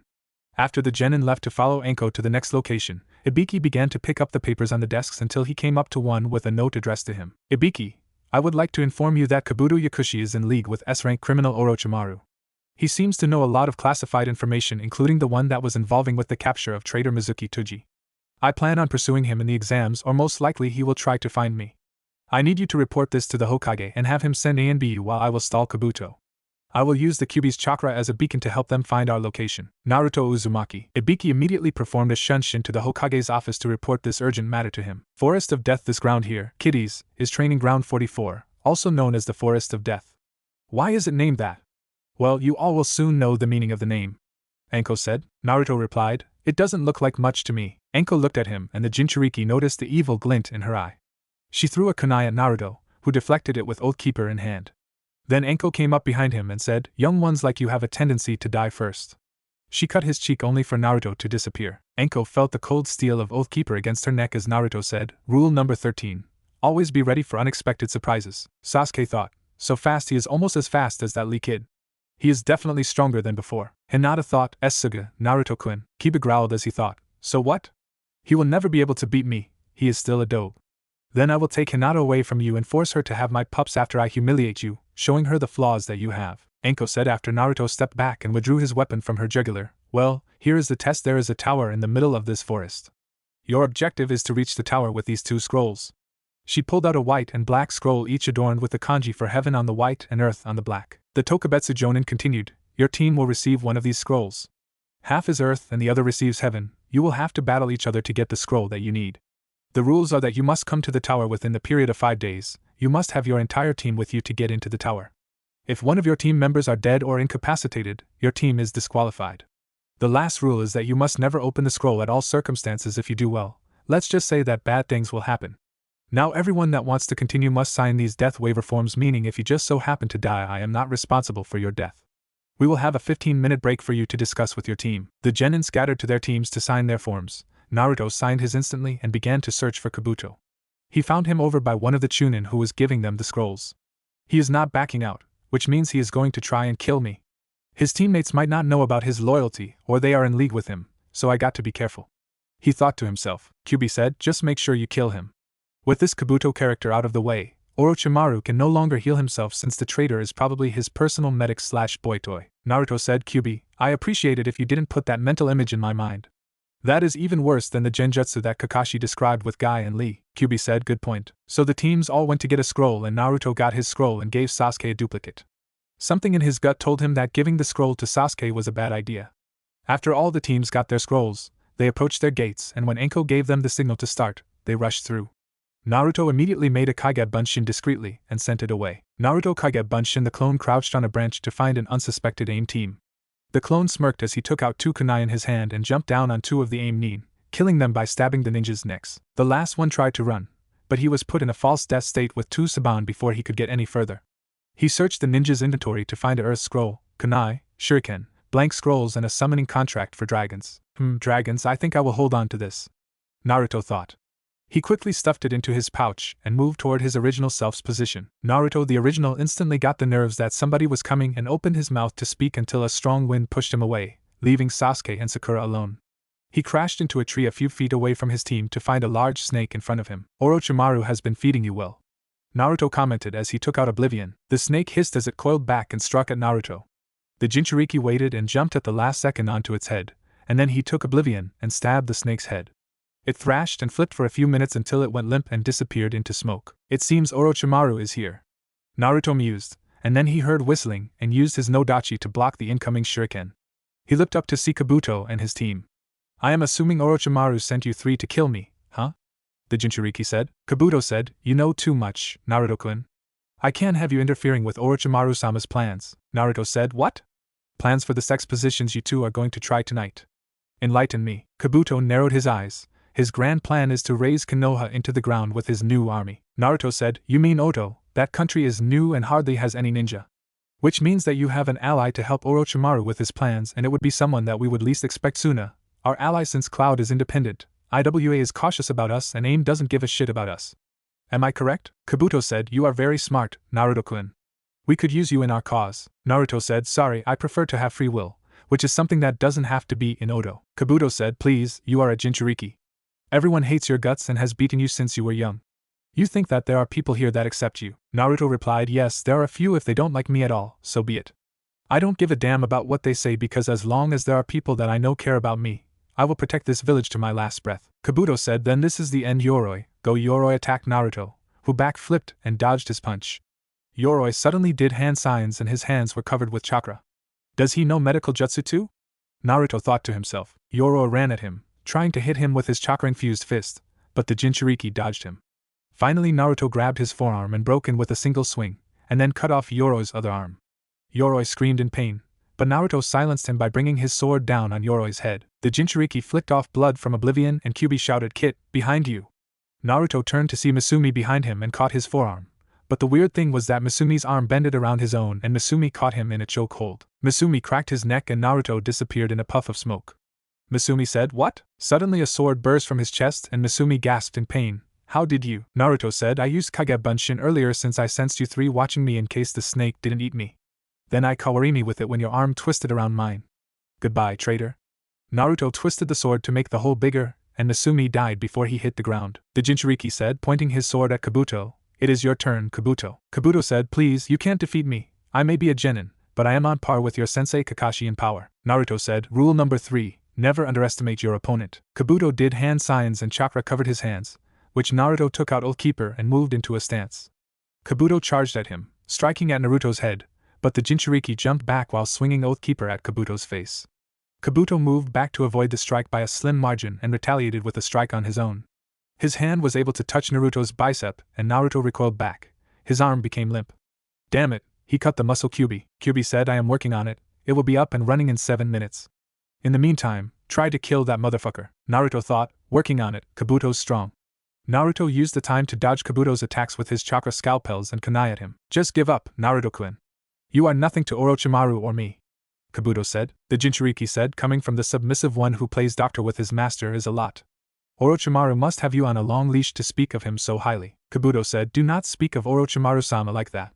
He is a great leader." Naruto replied, "Sure, if he was a great leader, then why he isn't Hokage?" "Oh, I know, because he is a complete sociopath. I mean, sure, he was a great scientist and all, but using people for painful experiments, and most of them were comrades. I'd rather go to IWA than serve under his gay ass." Kabuto bristled in anger. "I am warning you, Uzumaki." Naruto said, "Ah, you're mad. What are you going to do to me? You are nothing but a submissive bitch to Orochimaru. You actually think that he cares? Please, you are alive because of your skills, and when your time runs out, he will discard you and find a new boy toy to play with. It is just that simple, Kabuto team." Kabuto roared, "I am definitely going to enjoy carving your heart out piece by piece." Naruto felt the feeling in his arm and sheathed his swords as he called on the Kyubi's chakra, making the demon fox's cloak surround his entire body. "Come and try, snake bitch." Kabuto attacked at him, while Naruto just stood there, and when Kabuto's hand entered the chakra, his hand began to burn.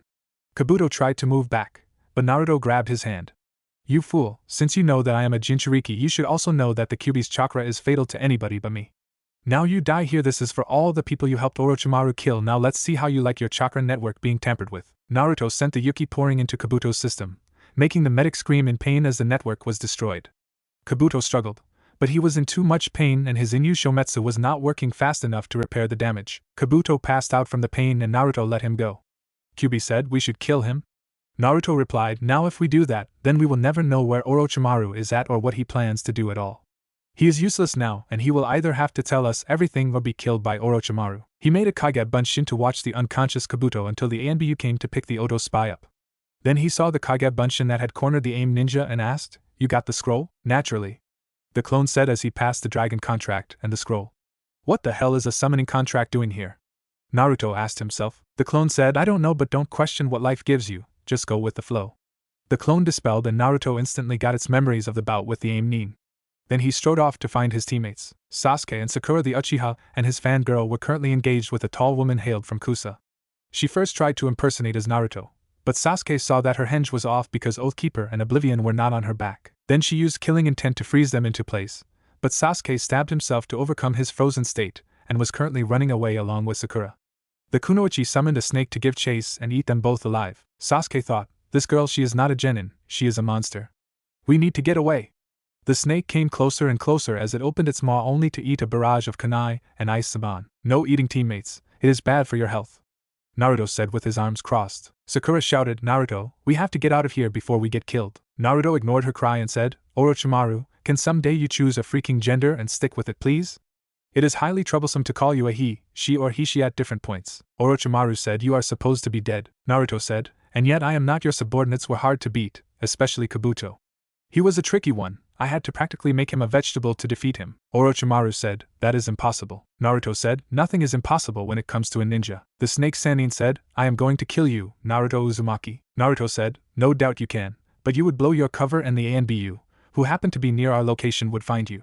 You have two options. 1, you can retreat seeing that we can't defeat you by ourselves, or 2, you can stay here and kill us only to have dozens of ANBU on your ass." Orochimaru growled and said, "How about option 3? Before Naruto could react, Orochimaru shouted, "Futon de Tapa." The blast hit Naruto away and Orochimaru appeared behind Sasuke to bite him on the neck. Soon a symbol of 3 tomes similar to the Sharingans appeared and Sasuke knelt down, screaming in pain. Orochimaru leapt away and Sakura shouted, "You freak! What did you do to Sasuke-kun?" The Sannin answered with an evil laugh, "I gave Sasuke a farewell gift, a gift of power. With it, he will come to me and seek me out for power that he so craves to destroy his brother. With that, Orochimaru left by sinking slowly into the ground. Naruto burst back in to see Orochimaru's head disappear. Kyuubi said, "Kit, we could have killed him when we had the chance." Naruto said, "Fighting Kabuto's team was hard enough and I don't have enough strength to defeat Orochimaru in my current state even with your chakra. I am sure he has a way to suppress a Jinchuriki's seal if he ever came across such a person. If that would have happened, I would have been screwed and we both would have died. I am sure that you don't want that as much as I do." Kyuubi said, "You have a point. Fine, Kit, I will tolerate this just this once. Naruto thought, "Thanks." He turned to Sakura, who was caring for a passed-out Sasuke. "Sakura, come on, we can't stay here. Other teams might try to come and take our scrolls. We got to move to the tower now." Sakura nodded and Naruto made a Kage Bunshin to carry Sasuke as the two moved toward the tower. A few hours later Naruto entered the tower with Sakura trailing behind him and Sasuke over his left shoulder. He walked towards the center of the large room, having noticed a large unwound scroll on the wall. Naruto read the words out loud as Sakura listened. "If you do not have heaven, go to gain knowledge and wisdom. If you do not possess earth, go to train in the fields and gain strength. If you open both scrolls of heaven and earth, dangerous paths turn into safe ones. This is the secret of exit will lead you on your way." Sandaime Hokage. Sakura was confused by the riddle. "What does it mean?" Naruto replied, "I think heaven represents your mind and earth represents the body. If you are like Shikamaru, who has heaven, then he has got to train his ass off. If you are like Kiba, then you have to learn to study at the library. When you have both heaven and earth, nothing can stand in your way. We better open the scrolls now." Naruto pulled out both of the scrolls contemplatively, and handed one of the scrolls to her. Naruto and Sakura opened the scrolls in unison. Glancing at the contents, Naruto's eyes widened. It was a complicated set of seals. In the center was the kanji for human or person. Sakura came to the same conclusion as Naruto, and they both threw the scrolls on the ground forming an X shape. The center of the X shape started to bulge. It burst in a puff of smoke that clouded the genin's vision. The only thing they could see was a dark silhouette in the smoke, and so Naruto and Sakura tensed. Naruto was surprised as the silhouette that appeared inside the smoke was familiar. As the smoke cleared, the two relaxed. They were relieved to see that it wasn't an enemy. In fact, it was the direct opposite of their enemy. "What are you doing here, Iruka-sensei?" Sakura asked as Naruto gave off a wide smile. Iruka was about to answer when he saw the unconscious form of Sasuke. He frowned but spoke anyway. "I'm here to congratulate you on completing the second exam. You still have a few days till the second exam ends, so you can relax in one of the unoccupied rooms until the second exam is over." Iruka disappeared as Naruto headed towards the waiting area, carrying Sasuke on his shoulder. As they got to the designated area, Naruto saw that the Sand team was there along with Team 8, and set off to a clear side with Sasuke, propping the unconscious genin against the wall a few feet away. After taking a quick inventory check, Naruto dozed off for a nap. 5 days had passed and soon the remaining teams were escorted into an arena. Anko announced, "First of all, I would like to congratulate you all for passing the exam." Then she thought, "To think that 21 passed out of all 78 participants. Well, I did say that it will be cut in half, but I was expecting single digits." The Jonin stared at the genin and Naruto shifted his eyes around the room. He noticed that a Taki team made it along with the Rookie 9 and the mysterious Suna team. "It seems that the strong people have survived this round and I see that Orochimaru is here as well. I can't do anything here without placing everyone in danger," Naruto thought to himself. Anko said, "Now we will let Hokage-sama explain the third test." "Hokage-sama, if you please?" Sarutobi nodded. "Thank you, Anko. First, I personally congratulate you on passing the second part of this exam. Before we begin, I would like to inform you about the true reason of this exam." The genin perked up at the Hokage's words. "True reason?" Sakura thought. "Why do we have all the allied countries taking the exam together?" Sarutobi asked rhetorically. "To promote friendship among the countries, to raise the level of shinobi." "Please don't be confused with these sugar-coated words. This exam is Tenin thought is," Sarutobi continued, "is a technical war between the allied countries." All the genin except Gaara, Shino, and Kabuto's team were shocked. "Wait, just what does that mean?" Tenten said. Sarutobi mused. "If we were to go back in time, the allied countries were all enemies. To preserve peace, the Chunin exam selection was born to solve the problem." Kiba shouted, "Why the hell we have to do that shit? Is this for deciding Chunin?" Sarutobi answered, "Yes, that is correct, but also this exam has another side. You are risking your own lives to fight for your respected village's prestige. The ones watching the exam will be leaders and influential individuals, also each daimyo will be there to watch you fight. If you are considered weak, the country will lose clients and vice versa. It also sends a political message to other countries to show their strength." Lee shouted, "But why do we have to risk our lives in battle?" Sarutobi replied, "The strength of the country relies on the strength of the village. In turn, the strength of the village lies within the strength of the shinobi, and the strength of the shinobi is at its peak when in danger. It is to show off your own strength, which only has meaning when your life is at risk, That's why those who came before you have fought in the Chunin exam for this dream that is meaningful. Tenten said, but why do you say stuff about this exam being for friendship? The Hokage said, like I said, I don't want you to confuse this purpose. By losing life and establishing balance, this is the shape of friendship in the world of the shinobi. Now before we begin the third test, I will tell you one more thing, this is not just a test. This is a battle with your dreams and your country's prestige on the line. Gaara said, can you hurry up and tell us what this life-risking battle entails? The Hokage said, hi, I'd like to now explain the third test now, but then a sickly-looking Jonin interrupted, actually, cough, I would like you to allow me, Gecko Hate, as a referee. Sarutobi said, by all means, Hate-san. Hate gets up from his kneeling position and turned to the genin. Hi everyone, I am Hate and there is, something that I would like you to do something before the third test. Naruto looked at him with a raised eyebrow, what the hell? This dude looks so sick, but I am guessing that he is using that look for people to underestimate him. Hate said, it's a preliminary for the third test to decide who gets to participate in the main event. Sakura said softly, preliminaries? Shikamaru shouted, preliminaries? The hell does that mean? Hate coughed, simple, there is too many of you since the first and second test has been way too easy for you guys. According to the rules, we must have a preliminary and reduce the number of the participants. As Hokage-sama said, there are many guests here, so the fights will take too long. If those of you feel like quitting may do so now. One of the Takinin raised his hand, I need to quit, my leg is broken and I just came here to help my team pass. Hate said, your name? The boy answered, Genji Kishimo. Hate checked off his name and nodded to Genji.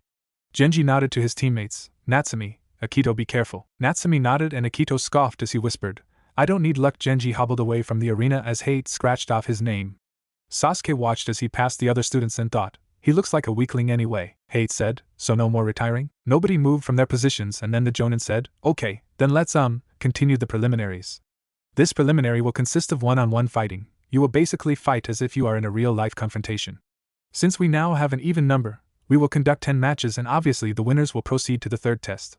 Rules: there are no rules, the fight continues until one of you is dead, unconscious, or I declare the winner of the match, and the object that controls your destiny is. Anko muttered in her mic, open it. A wooden panel opened up to reveal an electric scoreboard.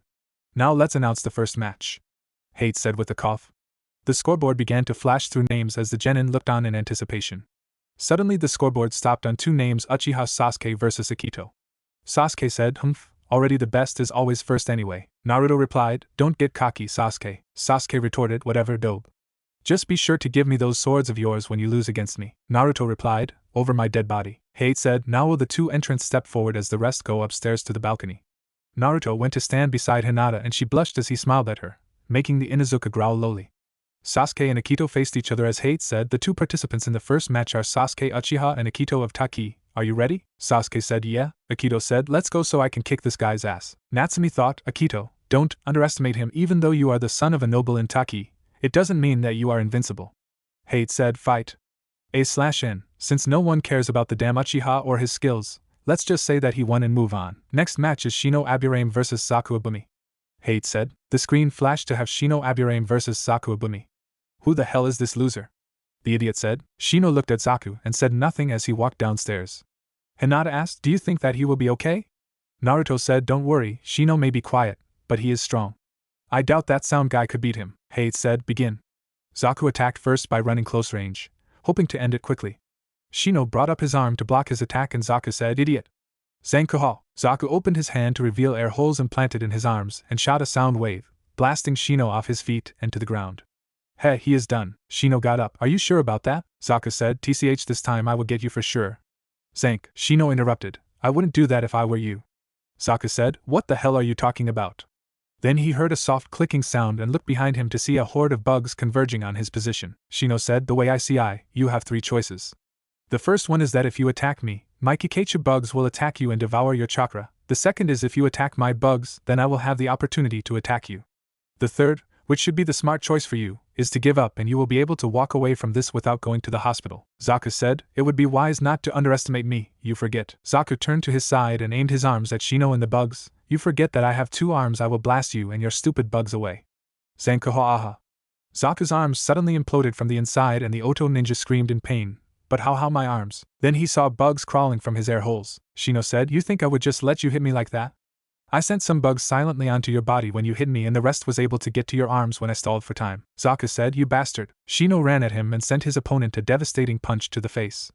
Zaku spun briefly before falling on his face. Hate said, okay, Now the third match was Sabaku no Kankuro vs Natsumi. Kankuro said, this should be fun. Natsumi's face grew serious as she tightened her hand in a pair of black gloves. There was a strange marking on the palm etched into it. Naruto thought, what is the marking? That looks dangerous. Hate said, the third match between Natsumi of Taki and Sabaku no Kankuro will commence. Ready? Fight. Kankuro came at Natsumi and threw a punch at Natsumi's head. She caught it and whispered, burning touch. Immediately fire erupted from her hand and spread it along Kankuro's body. The bundle fell down and Natsumi moved forward to hover her hand over it. I know that you are in there. Give up or I will have to burn you, she said in monotone. Suddenly a muffled voice said, I give up. Hade confirmed it as Kankuro unraveled the white tape around his body and said, winner, Natsumi of Taki. Naruto thought, interesting, there were no hand signs that she used against Kankuro. Is it a bloodline or the gloves act like a limiter? Natsumi thought, man, I can't believe that I have to do this as a side mission too. She thought back to the day that she was given the mission. Natsumi, since your team is the only one able to go to the exams, I need you to do an undercover mission with the utmost discretion. I want you to get the seed of the Uchiha clan in your body, that way, we, Takigakure, will be able to emerge as a great country. Natsumi shook her head at the thought, why me?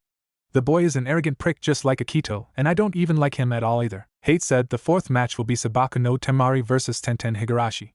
Naruto looked at Tenten, who smirked at him. The Jinchuriki mouthed, don't lose.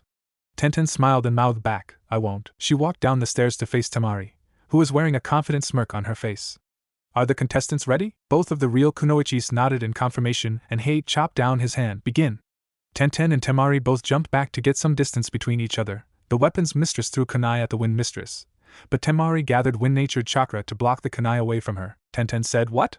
But that attack was right on. Naruto thought, Temari is a wind mistress, this is bad for you, Tenten. If you don't find some way to get around that, you will lose this match. Temari unclasped her fan and opened it up to reveal a purple moon on the fan. This is the first moon, girl. When you see all three, the match will be over. Tenten gritted her teeth as she racked her brain. How is she doing that? She is not using any hand signs or nothing, but yet my attacks can get through. Tenten ran at Temari and threw kunai at all directions as she thought, this should work. But again the attack failed and Temari swung her fan to blow back Tenten and her weapons. You are on the second moon, sister. This is your last chance, Temari said with a smirk. Tenten unclasped the two scrolls on her hips and said quietly, Tenten, you are not thinking of using that technique, aren't you? Tenten thought, I have no choice. This move should be able to pierce that wind defense of hers. I can't lose here. There is someone that I want to fight here. Tenten placed the two scrolls apart from each other and bit her thumb, drawing blood. Sasharyu! She shouted. The two scrolls burst and twirled around Tenten. She flew up and levitated in the middle. She grabbed one of the scrolls in air and began to flip it around her until the scroll unfurled around her. Then she swiped her blood on the markings, making various weapons popped out in existence. Then Tenten threw the weapons one by one at Temari, who swung her fan to make the weapons blow off course and stab or fall on the ground around her. Tenten smirked and brought her hands back to her body, and to everyone's surprise, the weapons came back to her. Kakashi said, very clever, she used wires to attack to the weapons, clever girl that guy got. Temari said, it's over, the third moon has revealed itself, you lose, Tenten Higurashi. Temari swung her fan while shouting, Ninpu, Kamaitachi no Jutsu. The weapons were blown back once again and Tenten was trapped in a wind cyclone, where she was slashed up by invisible blades of wind. Tenten fell to the ground, but Temari caught her in her arms before she fell to the ground. Lee jumped down to get her, and Temari gave her to him. Lee gave Temari a soft smile as if he was saying thank you. Winner, Sabaku no Temari.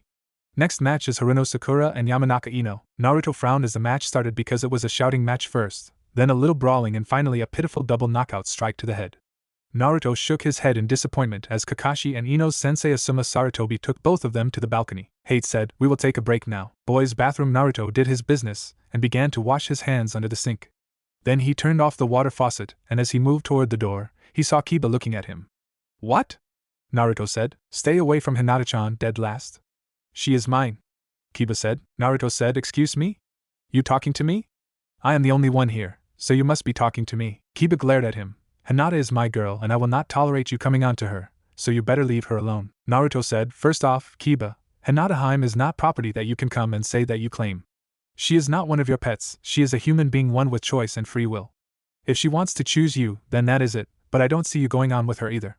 Therefore I can hang out with Hinata-hime if I want to, so don't try to piss me off now. The Jinchuriki strode past Kiba, who grabbed his shoulder and growled, if you get me as your opponent, I will run you through the ground until there is nothing left. Naruto grabbed his hand and twisted it to the side, making Kiba lean with it in pain. Don't threaten me, Inuzuka. I don't want to cause trouble here, but you are making it very harder not to, so back off.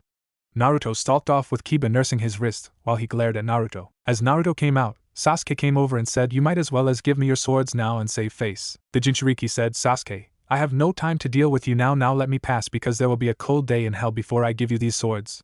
Naruto walked past him and Sasuke made a grab from Oblivion's hilt. Suddenly dark lightning struck at the Uchiha's hand, making Sasuke grimace in pain as he cradled his smoking hand. "I told you the swords will not choose any person filled with greed or your hand will burn off," Naruto said coldly as he walked back to the arena. Kakashi looked at Naruto, who had an agitated look on his face, and Sasuke, who was glaring at Naruto and nursing his burned hand. Sakura asked, "Sasuke-kun, what happened to you?" She noticed her crush glaring at Naruto and started to yell, "Naruto baka, what did you do to Sasuke-kun? Apologize right." Naruto's head turned slowly to meet Sakura's jade eyes and her eyes became fearful as his blue slitted eyes looked at her. "Sakura, shut up and leave me alone. I am not in the damn mood for your shrieking or your goddamn concern about Uchiha team. Instead of you worrying about yourself and how pathetic your match was, you are concerned about Uchiha. You are weak and we all know it, hell, even Hinata can kick your damn fangirl ass. So when you grow some balls and become a real kunoichi, then you worry about others and talk to me. Otherwise, take your make me apologize to Sasuke team rant and shove up your ass." Sakura was speechless and fearful of the coldness in Naruto's eyes. Everyone except Team 9, Natsumi and Team Suna, especially Hinata, was surprised at Naruto's harsh reprimand. The rookies knew that Naruto liked Sakura and was always pestering her for a date. Hinata's heart leaped in bounds seeing that Naruto's heart was free and now she had a greater chance of winning his heart. Hate strode in and said, "Now the sixth match." The scoreboard flashed through the remaining names and landed on two names: Naruto Uzumaki versus Kiba Inuzuka. Kiba smirked at it and said, "Akamaru, we got this one in the bag." Akamaru gave him a bark to reassure Kiba, but Akamaru inwardly knew that Kiba was going to get his ass kicked badly. Naruto said nothing as he jumped down to the arena while Kiba ran toward the stairs. The Inuzuka in his excitement tripped and fell down the rest of the stairs with a resounding thump. Naruto closed one eye as if he felt the last hit. Shino whispered, "Not a nice entrance there, Kiba." Kurenai sighed, "This match is over. Naruto can't win against Kiba's speed." Hinata was torn on who to cheer for, her teammate or her crush. "Naruto Uzumaki and Kiba Inuzuka, are the contestants ready?" the swordsman Jonin asked. Both of the boys and dog nodded in agreement, and then Hate shouted, "Begin." The two stood there for a moment and Kiba said, "You are not getting Hinata." Naruto said, "Kiba, I told you before, it is Hinata's choice to decide.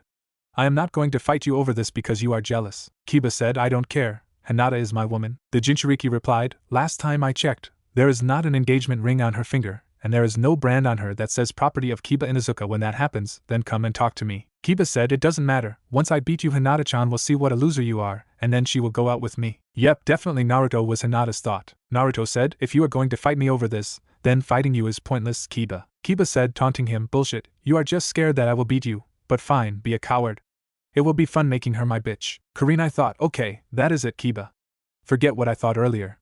Naruto, you better kick his ass now, I don't care if he is my student.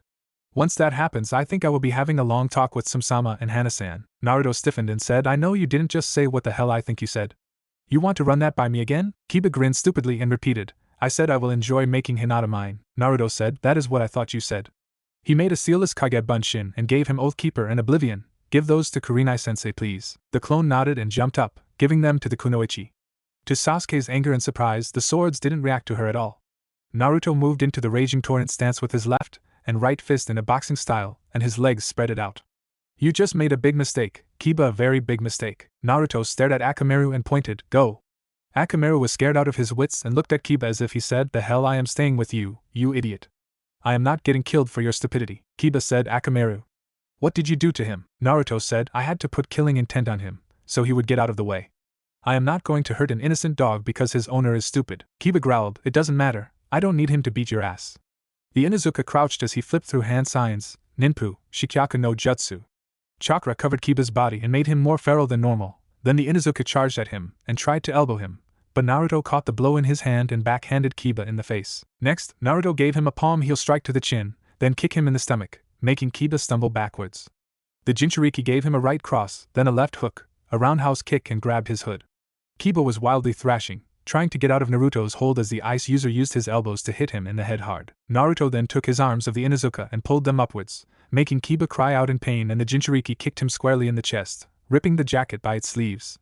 Naruto grabbed him again to try and throw him, but Kiba pushed him off and Naruto got back into his stance. Kiba wiped blood that was running from his mouth and Naruto taunted, "Come on, Kiba, I thought you were going to kick my ass and show Hinata who was the loser. Kiba growled as he took a soldier pill that hyped his senses up to a degree. Kiba sped toward Naruto, and Naruto had to try to dodge Kiba's strikes. Naruto thought, I'd better release my weights now. Kiba grabbed Naruto and threw him towards the hand statue. Naruto righted himself and planted chakra to his feet to stick to the statue, and then he knelt down to take off his weights and threw them down. Kakashi thought he was wearing weights. The weights crashed down, making craters in the floor, and Naruto bounced on his toes before he stood to look at Kiba. The Inuzuka ran up to Naruto and threw a punch at Naruto, but the Jinchuriki ducked and dealt him an uppercut. The Inuzuka lifted off, but Naruto grabbed his leg and smashed him against the wall, then he threw up in the air. Naruto jumped up and shouted, "Time for your ass to be smashed thoroughly, Stardust Blaze." Suddenly Naruto's hands were covered with a mixture of fire and ice, and he began to punch the hell out of Kiba. As Kiba's body was riddled with Naruto's punches, small shining sparks began to fly off of the Inuzuka. Finally Naruto flipped into the air and gave Kiba's head a heel strike. They both flew downwards and Kiba's face was crushed into the pavement. "Facebreaker, bitch," Naruto said. "Winner, Uzumaki Naruto." Naruto did a hand sign and shunned Shin up to Kurenai. The woman smiled at him and gave him back Oath Keeper and Oblivion. He turned to Hinata. "Sorry about that, Hinata." Hinata smiled. It's okay, and Naruto-kun. Here why you go." She handed him an ointment from cuts and bruises. Naruto knew that he healed fast, but he took it to make her happy. "Thank you, Hinata. That was very thoughtful of you due to that." Shino said, "That was an excellent battle, Naruto. Maybe now Kiba will think with his head and not with his hormones." Team 10 was shocked at Naruto's newfound strength. That was Naruto. No way, he won against Kiba and did it with hardly a scratch on him. Ino thought. Shikamaru thought, wow, I thought he was troublesome before. Choji thought, note to self, never ever piss off Naruto or you will end up like Kiba. Naruto said, say, Hinata, when we have some time, we should hang out sometime as friends. Kyuubi said, you realize that if you are going to do that, you got to tell Haku about it too. Naruto said, yeah, after this fight, I think I'd better tell her now. Hate said, now the 7th match, Neji Hyuga and Hinata Hyuga. Will the two contestants please come forward? Naruto glanced at Neji, who was glaring at Hinata. I know that glare, that is a glare of loathing, of hate. Kurenai thought, Hinata. Sarutobi thought, what an interesting matchup. Hinata walked downstairs and faced Neji. Neji spoke, I never thought I would be facing you, Hinata-sama. Hinata said, Neji and I-san? Naruto thought, so they are siblings, possibly cousins maybe. Lee said, this is going to be a bloody match. Naruto asked, why is that, Lee? Lee said, since Hinata is from the main house and Neji is from the branch house, there is most likely someone is going to get hurt. The main and branch have been in conflict for years and they still don't get all. Naruto thought with worry, Hinata, be careful. Hate said, now begin the match. Cough. Neji said, before we begin, I would like to say something, Hinata-sama. You don't make a good shinobi. Forfeit now. Hinata's eyes widened in shock as Neji continued, you are too kind, you wish for harmony and avoid conflict. You tend to agree with others, never resisting. Hinata's head shifted down to the side and Neji said, you have no confidence in yourself. I always felt your sense of inferiority, that is why I thought it would be best that you stay as a genin. But the Chunin exam can only be taken as a team of 3. You couldn't turn down your teammate's request and unwillingly entered. This is reality, am I wrong? Hinata stuttered, and no, I wanted to change myself, do it myself. Kurenai thought angrily and cursed Hinata's idiot of a father, Hayashi Hyuga. When she first met the man to notify him about her being on her team, Hayashi was quick to tell her that she was a loser comparing to her younger sister Hanabi. Instead of encouraging her, he decides to ridicule her, and a result, Hinata became shy and soft-spoken. Neji said, as I thought, Hinata, you are a spoiled child of the main house. People cannot change themselves. Losers are losers, their personality and strength will never be able to change. Because people can't change, differences are born. The terms elites and losers are created. Looks, brains, ability, size, personality, all people judge and are judged by these values. Based on these unchangeable factors, people discriminate and are discriminated against, and they suffer within their own means. Just like the fact that you are from the main house and I from the branch. Naruto gripped the railing and a soft, creaking sound was heard by Kakashi, Lee and Guy. Neji continued his fate rant. I have seen through many things with this Byakugan, so I know that you are merely acting strong and deep inside you want to run from here. Hinata protested, that is not true, really I. Sakura said, Byakugan? Naruto voiced the explanation, it is one of the most powerful Dijutsu in Konoha besides the Sharingan. It is rumored that the Sharingan descended from the Byakugan, but in the ability of sight, the Sharingan is no match for the Byakugan in that department. Neji activated his Byakugan to intimidate his cousin. Hinata flinched and her eyes flickered to the upper left, then lower right, and she touched her finger to her lips. Neji said, you can't fool me, just with me pressuring you. Your eyes floated to the upper left, signaling that you are remembering a painful event from your past, and then it traveled to the upper right, a sign that signaled mental or physical pain, meaning that you are imagining things that will happen during this match. Naruto's eyes flickered between blue and red, the railing was getting squeezed hard, notifying Naruto's anger to Kurenai and Shino. also to Team Guy and Kakashi. Neji said, the actions of raising your arms to shield yourself as if you were trying to prevent from telling me what you are feeling because everything I just predicted was right. Also touching your lip is your defense mechanism to alleviate nervousness and worrying. So basically, in reality, you have realized that you cannot change your destiny. Naruto couldn't take it anymore and raised his killing intent as he shouted, will you just shut the fuck up already? Everyone turned to Naruto as he declared, who the hell you think you are? Kami? Nobody on this godforsaken earth has the power to decide who is elite and who is the loser. People can change their destiny, including Hinata. To my opinion, all of that fate bullshit that you are spewing out is a fucking lie. Hinata, kick this son of a bitch's ass. I can't stand to see you get hurt just by believing in his words. At least talk back to him. Hinata thought, Naruto-kun, thank you. Her eyes showed determination and Neji turned to see it. He gave her confidence no matter it will soon be crushed. Neji said, you won't forfeit? Then I won't be responsible for what happens here. Hinata activated her Byakugan and said, Neji and I-san, let's go. Lee said, so she uses the same taijutsu style. Hinata and Neji charged at each other, and the spectators watched as the Hyugas battled it out. Each strike was being countered until Hinata saw opening and attacked Neji's torso. Neji staggered back. Ugh. Naruto smiled, she got him. Sasuke said, what are you talking about, dope? It was a scratch. Naruto said, you never bothered to learn anything about others, but for your information, the Hyuga taijutsu style, the Jukin is stronger than Lee's own taijutsu. Lee's taijutsu is associated with physical damage, but the Jukin is associated with internal damage. Everyone has a chakra network system, which is coiled around the organs. Closely attack the system, and you end up with internal damage as well, making the Hyuga very dangerous. It is hard to know where each point is at unless you are a medic or studied the anatomy of the human body like Haku-chan.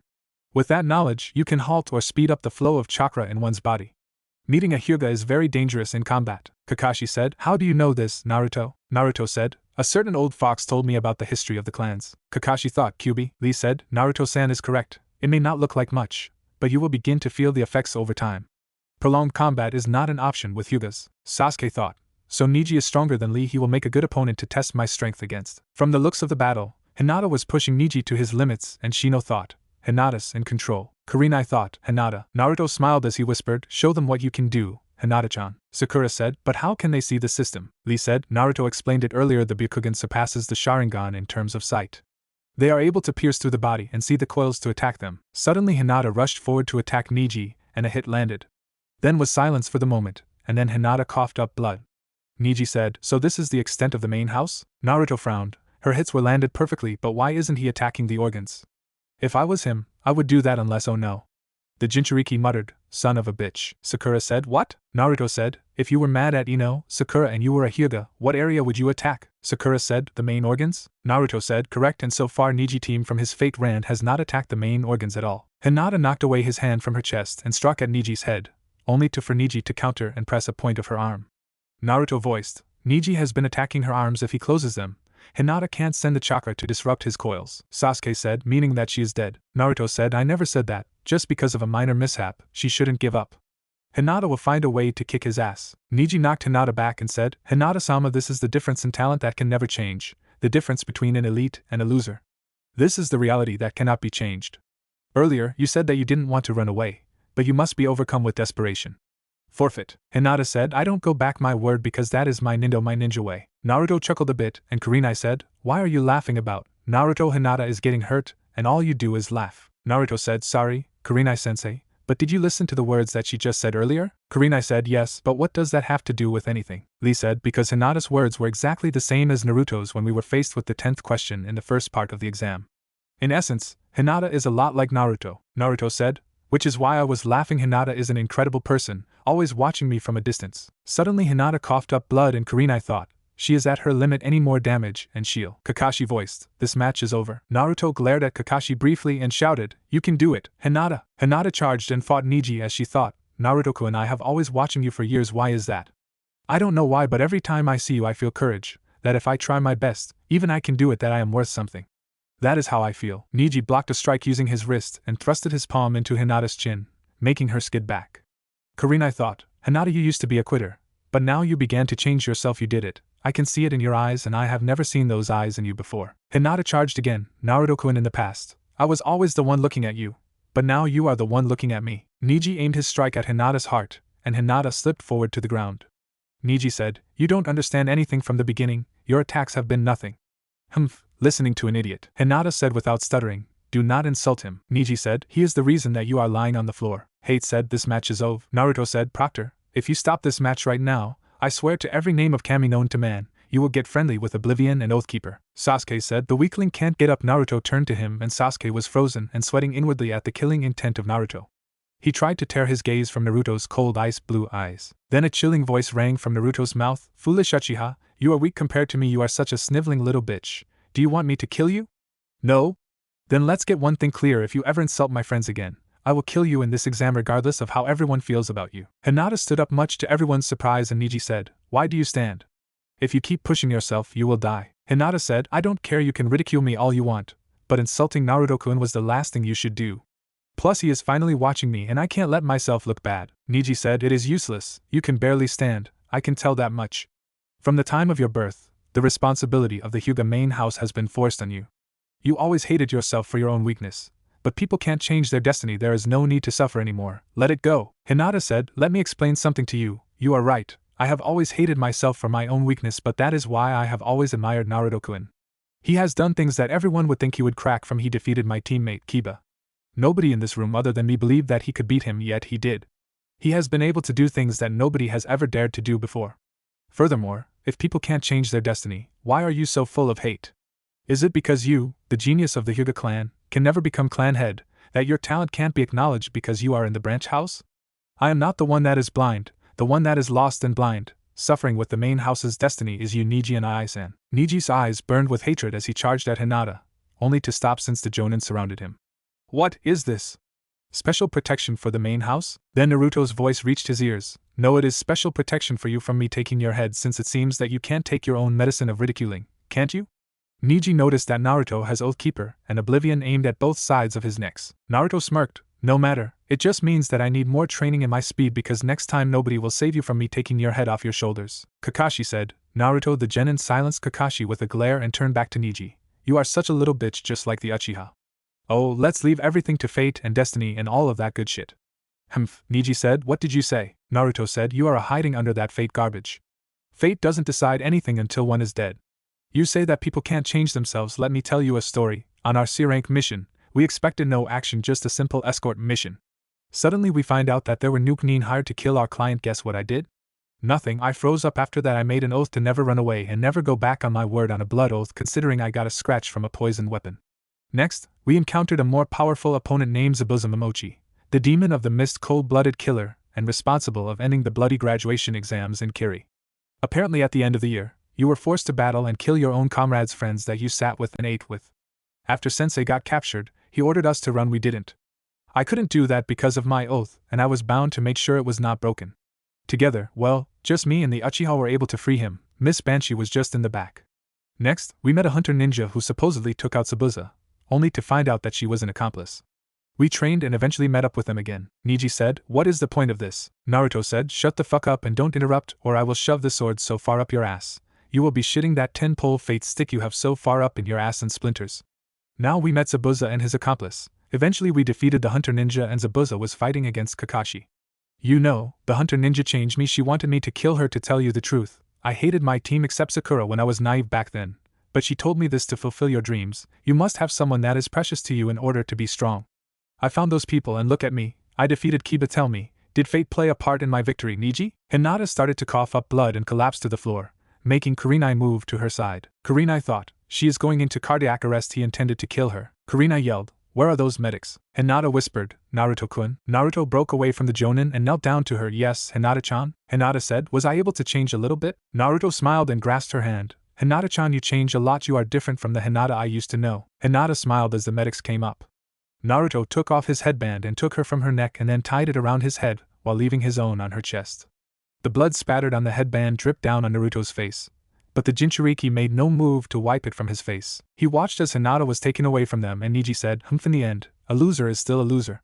She has not changed one bit." Suddenly the swords were at his neck again, and this time, Naruto was able to nick Neji and blood was pouring from Neji's neck at a slow rate, but not enough to put his life in danger. Naruto looked up at him and Neji was afraid as he saw that Naruto's cold blue eyes were slitted, and Kakashi said, "Naruto, calm down. This is not the time to settle your vengeance. If you wait to fight him in the exams, then you can do it. We don't want you as a missing means since the match is over." Naruto said, "What do I care?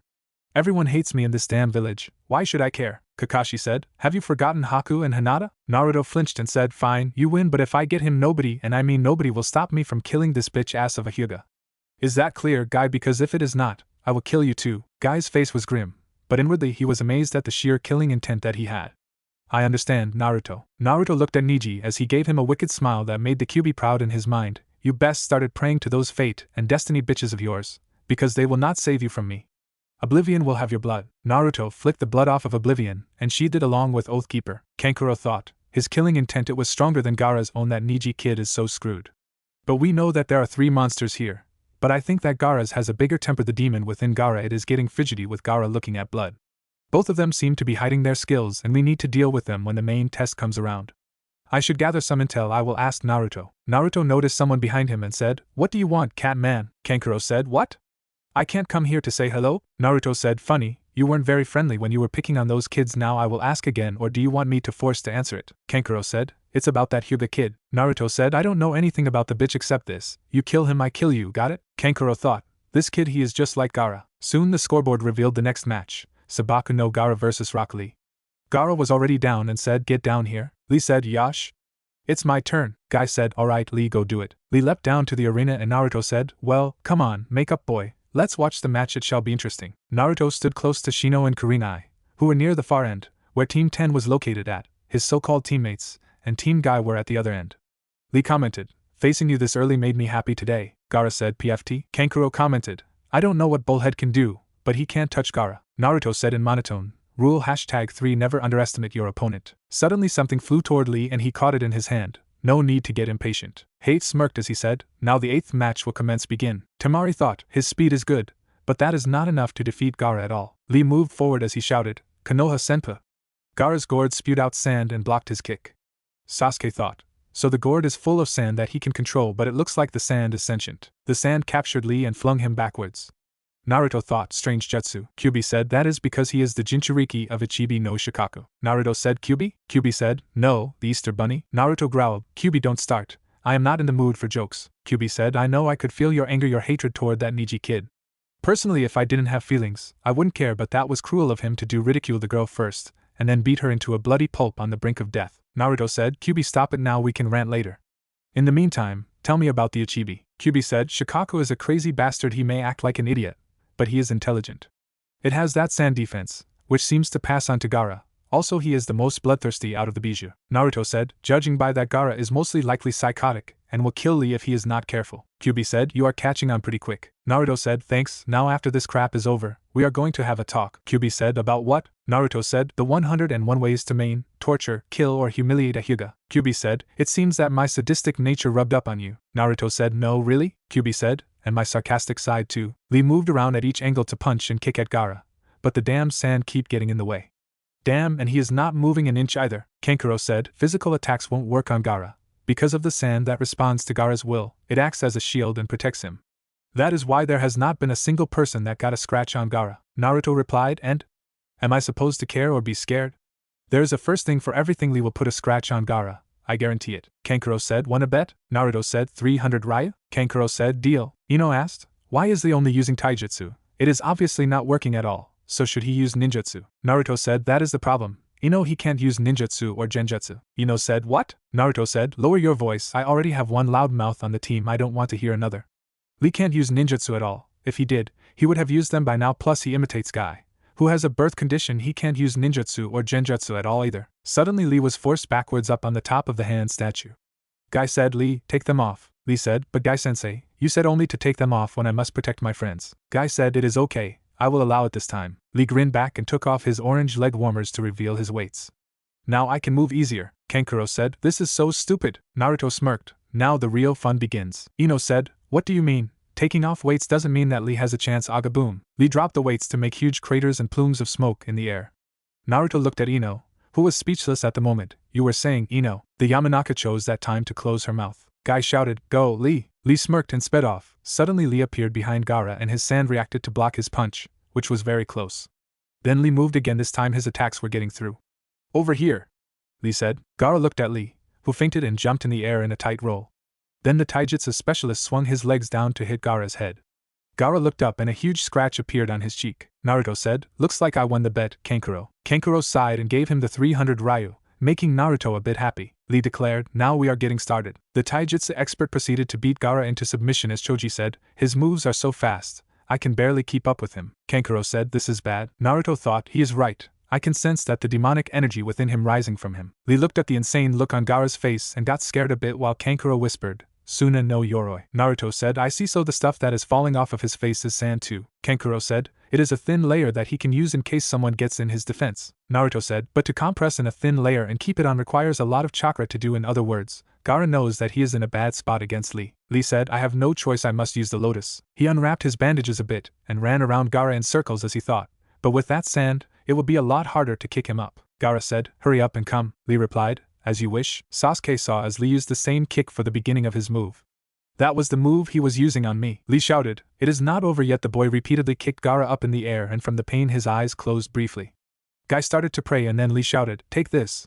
Omote wrench. Gaara was slammed into the earth while Lee moved away at the last second, but then Lee gasped as he saw that Gaara was actually a shell of sand. Gaara appeared behind Lee, laughing. Gaara ordered the sand to smash at Lee and Lee was flung backwards into the wall. Then another wave came in, making Lee raise his arms in defense. Naruto watched as Lee was getting plummeted by the sand and Kankuro said, that kid is in trouble. Naruto noticed that Lee was smiling and said, no, it seems Lee has another ace in the hole. Gaara shouted, die. But Lee dodged the attack and Kakashi said, Guy, you didn't teach him. Guy said, I did. Kakashi said, the Hashiman no Tonku. Sasuke said, Hashiman no Tonku? Kakashi said, the Yura Renge is not a technique that should be taught especially to a genin. I have no interest in asking how much Lee means to you, but there are limits. I have lost respect for you, Guy. Guy looked at him, like you are the one to talk, especially since you have been teaching Uchiha here in private while Naruto trains by himself or with the lady he is always with, and Sakura here is nowhere to be seen on the training ground. At least I teach all of my kids, Kakashi. Unlike 2/3 of your students, Lee has a precious thing that he would give up his life to prove. I just made him the man to accomplish that dream. Kakashi said, how many? Guy said, 5 gates. Sasuke said, what the hell is the Hashiman no Tonku? Guy explained, it is a limit removal of some sort. There are 8 spots where the flow of chakra goes through. In order, the initial gate, heal gate, life gate, harm, limit gate, view gate, wonder gate, death gate. The gates are working continuously to limit the flow of chakra, when the lotus forcibly open them and releases a lot of power, but at the same time it destroys the body. If you open all of them, you could attain the strength of a Kage, but in the end you will die. Lee thought, Neji, Sasuke, Naruto. I can't be the only one who loses here. Guy-sensei acknowledges me. This is the time to protect and maintain my own ninja way. Lee shouted, Simon. Kai. Lee was surrounded by dark green chakra and his hair stood up while his skin turned red with veins popping out. Shomon. Kai. Lee crouched down and shot forward. He kicked the Jinchuriki up in the air and Gaara was flung upwards. Some of the stones were flung at the spectators and Naruto has to move his head an inch to avoid a few. Naruto thought, Lee, you are truly amazing. Everyone looked up to see that Lee was hitting Gaara like a pinball. His armor was being ripped into pieces as Gaara thought, what? The armor, it is crumbling? Lee shouted, this is the end. Tommen. Kai. Gaara thought, I can't protect myself, this is human speed. As Lee charged at Gaara, he looked briefly at Neji. Neji, this technique was supposed to be used to defeat you, but I will show it now. He slammed into Gaara and the boy fell to the ground only to be suspended in the air because Lee's bandage was around his waist.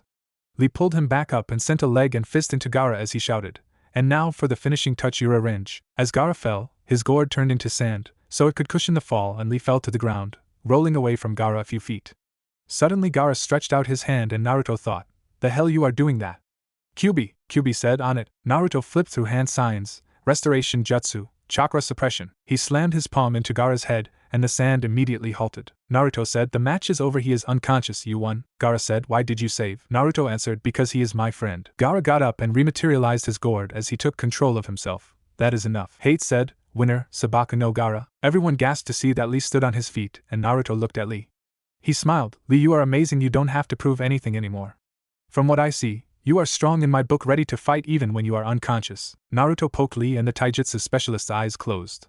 Hate said, bring a medical team here. Neji whispered, Lee, you never realized it, in the end fate will not allow a pawn that can only seek victory at the cost of himself. Naruto clenched his fist until it bled. Oh yeah, after that Neji will be getting humiliated first, and then killed. Gaara moved upstairs back to his team while Naruto moved up back to his spot. Baki, the sensei of the Sabaku trio, thought, that kid, he was able to suppress Gaara's demonic side. This could prove to be a problem if he is moving about. Sasuke said, what did you do to Gaara? Naruto replied back, none of your damn business, Uchiha. Sasuke scowled and grabbed Naruto, who in turn grasped his wrist. You are a nuisance. He broke the Uchiha's wrist and Sasuke screamed in pain as Naruto said, never forget your place. Uchiha, I told you. I am done taking Haruno's and your shit, so if you know what is good for you, don't associate with me unless we are on missions. Sakura opened her mouth to speak and Naruto pointed at her quickly. You not another word from that damn banshee mouth of yours or I will rip out your tonsils, silencing you forever. And don't even think about reprimanding me. I warned the Uchiha never to touch me or else I will retaliate. He stalked off to his original place but then he stopped and said, oh, and Hyuga team, I thought I told you already. Fate has no pawns, only fools who believe in it.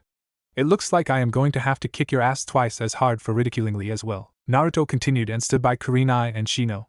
As the matches goes, Shikamaru went up against Kin and was able to maneuver her to the wall to make her get a concussion, while Choji lost to Dosa horribly. Then Sarutobi said, congratulations, finalists. We will now explain the final test which will be held in 1 month from now. Sasuke glared at Naruto, who was paying him no mind at all. You will pay for my humiliation, Naruto. Natsumi thought, that blue-eyed kid, he is kinda cute and highly protective of his friends. Sarutobi said, the reason why the test will be held 1 month from now is that it provided time for you to learn new techniques, since you have shown your trump cards. Now we need you to pull a number out of this box to see who your opponent is. Anko came around with a box and each one of them. Sarutobi said, what is your number? Dosa said, it's 8. Naruto said, I got 1. Temari said 7. Natsumi said 5. Shikamaru said 9. Gaara said 3. Sasuke smirked 4. Shino said 6. Neji said 2. Everyone looked nervously at Naruto, who currently had an evil smile on his face and was laughing a bit to himself. Anko said, oh, that Hyuga is so fucking screwed. Damn you, Orochimaru, if you had not shown up, I would have got to see more blood, but I guess I can wait for a month. Sarutobi said, you are dismissed. Make sure you memorize your opponent. Naruto moved up to Asuma and asked, hey, Asuma-sensei, may I ask that if you can train me in Futon Jutsu Senhain? Asuma smirked, sure, Naruto, we will start tomorrow at 2 p.m. Naruto said, got it. Naruto looked at Neji and Neji met his gaze. Naruto smirked as he used his finger to picture Neji being beheaded. Neji, Hyuga, you will pay with your blood. Naruto thought, oh, make Kiba get screwed. Kiba lied in bed, all bandaged up, and then some along with Hana came inside the room. Kiba mumbled, hi Ka-san, Hana-nizen. Hana locked the door with a click and Some said, hey, Kiba-chan, how do you feel? Kiba replied, like shit. Some replied, right, of course you do, Uzumaki kicked your ass pretty good. Kiba said, I could have beaten him. Hana said, no, you couldn't. Wanna know why? Kiba said, why? Some answered, because you insulted a friend, let alone a woman who you believe are nothing worth only for fathering children. Kiba sweated inwardly, I never said that. Some said sweetly, oh really? So your sensei Kurenai was wrong as well as Kakashi Hatake, Asuma Sarutobi and Guy, including Hinata, I might add, since she was the victim. But I am not going to beat you to a pulp. Kiba inwardly sighed, but Sim's new word scared him. But we are going to neuter you without anesthetic using a rusty chainsaw put on a slow speed. Hana was in the corner with a giant chainsaw and got it working. Kiba shouted, help somebody. Sim said, oh, I forgot we put silencing seals on the door, so you can scream all you want. Good thing you are strapped down, Hana. Thus Kiba lost the ability to have children, and to make matters worse, he found out that someone had to produce an heir for them. Sim and Hana requested one person to piss Kiba off, Naruto Uzumaki. Now Kiba was forced to call Naruto Tsusan. 5 days later, Naruto moved straight to the hospital and asked the receptionist, excuse me, where is Hinata Hyuga's room? The receptionist looked up and glared at him. None of you. Naruto instantly sliced her desk in half to scare her and said, you were saying? The receptionist replied fearfully, room 239, please don't kill me. Naruto said, see? Now was that so hard? Anyway, next time I expect you to answer me when I ask a question. Now go and clean yourself up. Naruto sheathed Oathkeeper and moved to the elevator and pressed the button for the 3rd floor. He walked in the elevator and thankfully there was no one in sight, meaning nobody to piss him off. He leaned against the wall and waited, but the elevator stopped on the 2nd floor and he groaned inwardly, but he was in for a surprise. The door opened to reveal Haku in her nurse uniform. Oh, Naruto-kun, what are you doing here? She said in surprise. Naruto said, oh heyo, Haku-chan, I came here to visit a friend of mine. Kyubi said, well, I be damned, it is a good thing we saved her, she looks hot in that uniform. Naruto thought, for once, I agree with you this time. The demonic fox said in slight shock and amusement, you are agreeing with me? Who are you and what have you done with Naruto? Naruto said, I am Naruto, you baka fox, it is just the badass side of me, trust me. I am done being a doormat. Kyubi said, welcome to reality, Naruto. Naruto said with a mental smirk, good to be back. Haku said, Naruto-kun, please stop staring at me so much, it is embarrassing. Oh Gomen, Haku-chan. It is just that you look cute in that outfit. Arigato. What floor are you going on? The 5th floor. Naruto replied, ah, same as me. He pressed the button and the elevator door closes as they moved up. Haku asked after several seconds, who is this friend of yours? Her name is Hinata Hyuga, one of the people that I cared about as a special friend. That is my patient. Naruto looked at her with a smile, really? That is good, right now she needs someone that is kind as you, Haku.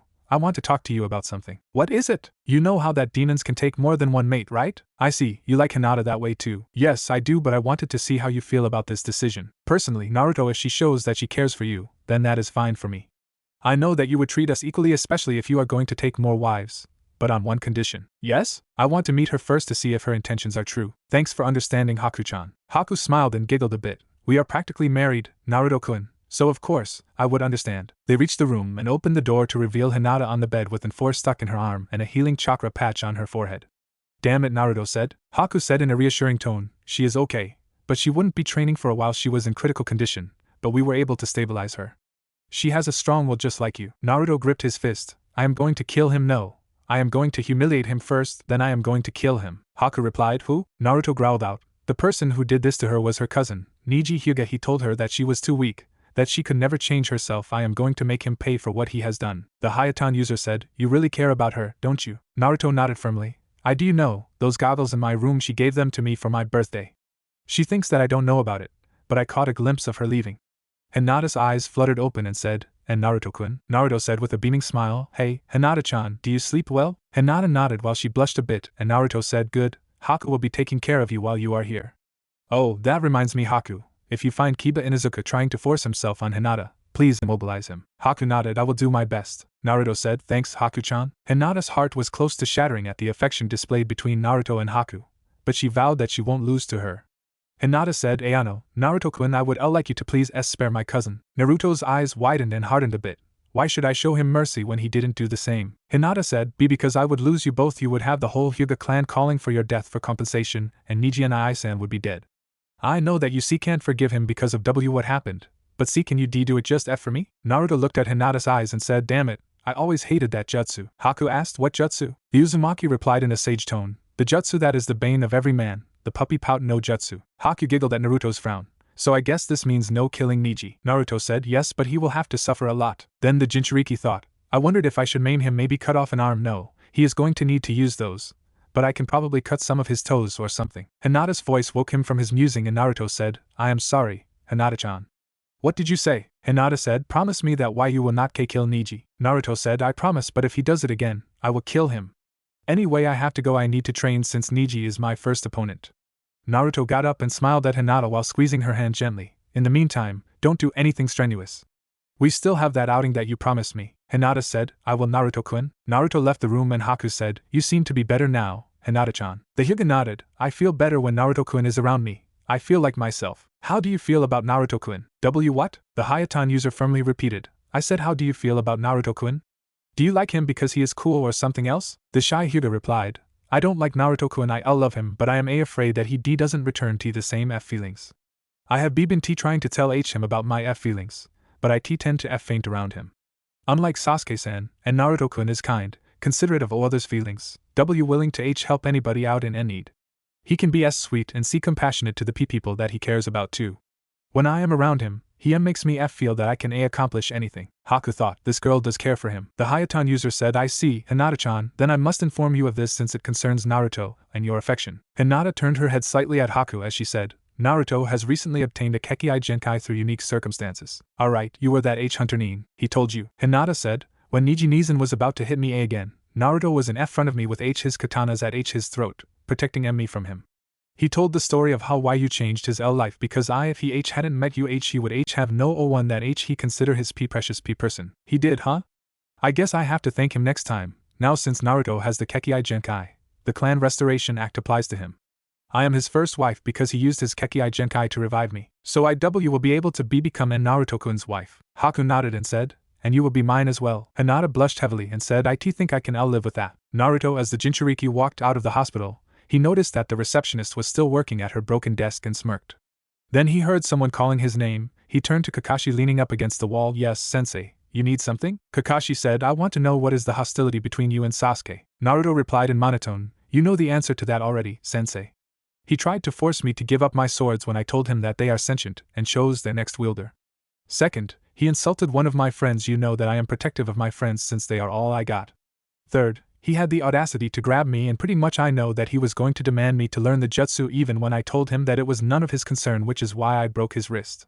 Now that he has activated his Sharingan, Sasuke has gotten more arrogant, and that curse seal on his neck is not helping him out either, Kakashi said, raising his hands in surrender. Okay, no need to get upset. Kakashi, I have every right to be upset because a stupid Inuzuka dares to claim that women are good for nothing except sex and cooking, then her own cousin calls her weak and claims that she can never change herself before beating her mercilessly, putting her in critical condition. Then Uchiha decides to be bold and try to demand me for my personal techniques and swords that chose me and the Haruno fangirl.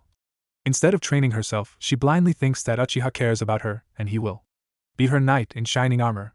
Even having the nerve to demand me to apologize to Uchiha after he got burned by touching one of my swords, so sensei. I have every right to be upset. Now if you will excuse me, I have some training to do so I can kick certain bastards' asses all over the place. Naruto walked off back to his house, leaving Kakashi to think about Naruto's words. Sasuke, Sakura, you two are tearing this team apart, and I am partly to blame for this too. I should have destroyed his arrogance and her blatant fangirlism. It looks like I am going to have to call in a few favors, but I will deal with Sakura. Naruto is being taken care of since he asked Asuma for training. Training Area 3. Naruto practiced the silent homicide and Teketsu Ryu style by fighting various clones using the style considering when dispelling, they gave his brain information. He also worked on controlling his demonic chakra through the secondary system. Then Tenten's voice alerted him. Oh hey, Naruto, she called out. Naruto ended his kata and dispelled the Kage Bunshins in front of him as he turned to Tenten. I see that you are feeling better. Tenten, how are you feeling? The weapon's mistress replied, better, my ego is bruised, but I can live with that. I am sorry about Hinata. Neji can be a bit harsh when it comes to his family, Naruto said, raising his eyebrow. A little? Okay, he is a complete ass when it comes to that. Can we not talk about the Hyuga? I am trying to keep my promise, and it is very hard enough to not think of how many ways to kill him. He is strong, he has not shown all of his skills, Naruto countered, but neither have I, considering I was pissed off and Kiba basically insulted Hinata and showed his outlook on women. Anyway, you are here for something. Yeah, I wanted to train some more so sometime I can have a rematch with Temari. You need to learn some defense jutsu at least, despite the fact that you want to be a weapons specialist. I know that your taijutsu is good, but seriously, that match showed that wind jutsu can pierce your weapon attacks, meaning that if you continue as you are, you will lose against Temari again. I know this. Good, now let's spar. I believe you owe me a fight considering we never got to fight. Tenten unclasped her scroll holster and unsealed a katana, and then Naruto asked, what is her name? Tenten answered, Shirasea. Naruto moved into the Teketsu Ryu stance while Tenten moved into her stance with her left hand on the back of the katana. Her middle finger was balancing on the back edge of the sword. Silence was in the air, and then they moved against each other. Tenten made the first attack, but Naruto countered using Oathkeeper and swung Oblivion. Tenten jumped back and tried to stab Naruto, but he twisted to the side and swung downwards, trapping her sword underneath his own. Tenten used her free hand to punch Naruto in the face, making him release the sword, and then Tenten attacked once again at Naruto's head, but the Jinchuriki used both of his swords to block the attack and pushed back, making Tenten defenseless for a moment. He quickly swung Oblivion at her torso and made a cut on her pink Chinese shirt. You are getting slow, Tenten, Naruto said with a smirk. Tenten scowled a bit and attacked Naruto again. Naruto moved on the defensive as she used intricate moves to attack him. The Jinchuriki found himself at ease as he fought against Tenten. She was good, and he was glad that she was not using that Sashoryu move against him. Naruto ducked a swipe from Shirasea and noticed that some strands of his black hair were cut from the sword. Naruto thought, oh boy, that was too close, I better finish this. Naruto moved at the attack as soon as he saw an opening. He used Oblivion as a feint, and used the flat edge of Oathkeeper to knock Shirasea away from her. Then he held the swords to her throat. Checkmate. Tenten replied to her opponent, fine, I yield. You are really good. Yeah, but I need to get better. My power has gone down since I have been so focused on my speed. That is true. I did notice that you hardly had any power on your strikes, which means I got to get my power up if I want to kick Neji's ass. Tenten bit her lip and said, Naruto, I know that you hate Neji for hurting Hinata, but he is really hurt inside as well. Naruto said bitterly, oh really? Because of some seal that can basically take out his mind and make him literally brain dead. No, because his father died. What? His father died because of an incident with Kumo. Kumo wanted the Byakugan, and we were going to have a treaty with them, but the ambassador was sent on a secret mission to get it. He decided to take Hinata, who was 3 years old. Her father, Hayashi, killed him, and Kumo demanded that they give him the head of Hayashi. The Hyuga clan decided to use Hayashi's twin brother, Hizashi Hyuga, also Neji's father, as a double to convince them, and with the caged bird seal, his Byakugan was destroyed immediately at death. So, Tenten said angrily, so? He lost his father because of the Hyuga clan. Is that cruel enough for Neji? Naruto said yes, that is, but he blames Hinata, who was 3 years old at the time with barely any training at all, I might add. The ambassador had training in the ninja arts. What do you expect of a 3-year-old to do? But, Naruto interrupted her, furthermore, don't you think that his father chose death to be free? What? Perhaps Hizashi could have killed 2 birds with 1 stone. He wanted to be free of the caged bird seal, and he also wanted to protect his brother despite the fact that he is in a different house. But he hated the main house. Naruto said yes, he probably did, but he loved his brother more than he hated the main house. If I had the choice to choose for myself for once in my life, even resulting in my own death to save lives rather than to see my brother die, I would do it in a heartbeat. Tenten was speechless at the logic, and Naruto said, if you are trying to convince me not to kill Neji, then fine, because Hinata already begged me not to do so, but he will be maimed. He will learn never to mess with any of my friends. Please understand this, Tenten, because this is what my heart tells me to do. Naruto walked off the training ground, leaving Tenten to think. Is that really possible? Did Neji's father want to die so much just to be free? The girl thought. Naruto said, just so you know, Tenten, when it comes to seals that can harm the person, people will do anything to escape the pain, even using death. Naruto's apartment. The Jinchuriki went home to rest his nerves and washed up a bit before going to Asuma for his wind manipulation training. Kyuubi said, I still think that we should kill him anyway, he had no right to do that to that girl. Naruto said, but what would that prove to the village? Haku and I would have to leave the village because of that, since the council would bitch and moan about it. Then I will have Hunter Ninja on my ass just like Zabuza. You have a point there, and you are not strong enough to do that either. Which means we just have to settle with maiming and torturing him physically and mentally. So let's see, you got that Asuma guy to train you in wind nature manipulation and jutsu, but you have no torturing specialty. Naruto smirked, I don't, but I know 3 people that are the most sadistic bastards here, the 2 proctors, Ibiki Marino and Anko Mitarashi. And you, the most sadistic chakra being, Kyuubi no Kitsune. The fox said, you are going to ask me for some ideas on torturing people, okay? Did dog breath hit you on the head or something? Kyuubi, I am serious about this, and you know that dog boy never even got to touch me at all. You know, Kit, I don't think my torture methods would be good for you to use. You should ask Anko or Ibiki about it. I will phone in the verdict right now. I'd better go and see Asuma about my training. Training Area 14. Asuma laid his back against the tree with his cigarette forever smoking in his mouth as Naruto approached him. Asuma said, right on time. Naruto replied, I prefer to be early, well, except when it comes to Kakashi, since he is always 3 hours late. The chain smoker replied with a laugh, I know the feeling well, we better get started. Now do you know your affinities? Naruto answered, wind and water. Asuma raised an eyebrow, 2 affinities, eh? Well, to manipulate the wind, you must shape your chakra to be thin and sharp as a blade here. Take my knuckle blade for example. He tossed one of his blades and instructed him to channel his chakra into it. Naruto took the blade and slowly pushed his chakra into it, imagining a thin blade. It was not perfect when he looked at it. It fluctuates between being thin and sharp to being wavy. Asuma said, your chakra control is good. It is still not perfect yet, okay. Now throw it at that tree over there on the count of 3, 1, 2, 3. Asuma and Naruto threw their blades at the tree, and both of their blades pierced the tree, and Naruto's embedded deeply into the second tree behind it, while Asuma's embedded itself in the rock. Naruto looked at Asuma. You held back. Asuma said after taking a drag from his cigarette, true, I had expected you to pierce the first tree, but if I hadn't held back, mine would have pierced through that rock. Nice. I am beginning to like my chakra nature. Now mainly wind-natured users like that Tamari girl are typically specialized in short to mid-range combat.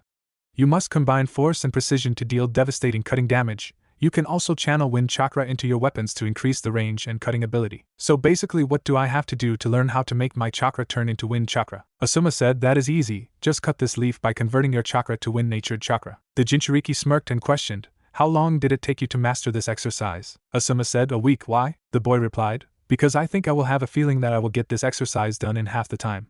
Taju Kage Bunshin no Jutsu. 1,000 clones appeared around the original and Asuma. Then Naruto ordered them to grab a leaf and begin their training. Asuma smirked, you are so lucky, Naruto, since the Kage Bunshin can relay the information back to the original once it is dispelled. You gain training basically. One of the perks of being a Jinchuriki. Asuma asked, by the way, how did you know that you have 2 affinities? Naruto said after looking around, can you keep a secret, Asuma? This is considered S-class, and I really don't want those bastards on the council to learn yet. That is until the tournament. Asuma nodded and Naruto lifted his hand a bit. Hayatan, Hyo Senban.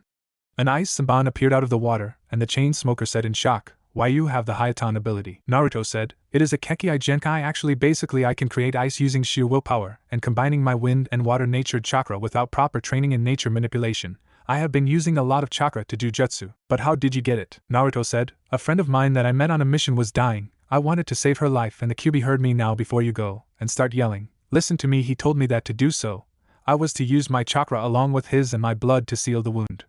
In result, my hair became black and tamed. The only things that the Kyuubi can do is just see and smell the same things that I do. I see, but that was a dangerous thing to do. Naruto smirked. I am sure that you would do the same thing for Kurinai-sensei. Any, Asuma-sensei? Asuma said in surprise and a blush. How did you? Naruto said, I told you before, I am not the same person you all think I am. I tend to pick on things too, and I am pretty sure that Shikamaru and Ino know about it too, plus you and Kurenai always arrive at the same exact time. When called upon it, you both deny at the same time. Damn, Naruto said, for both of you being ninja, you are not exactly secretive about your feelings. Just so you know, just remember to treat her right, and if you get in an argument, just know that the woman is always right 90% of the time. How the hell you know so much? Hey, a guy looks at a romance novel once in a while, plus living with a girl tends to make you try to figure out what you need to do. Asuma smiled at Naruto. Well, let's get to work, we will stop at 4.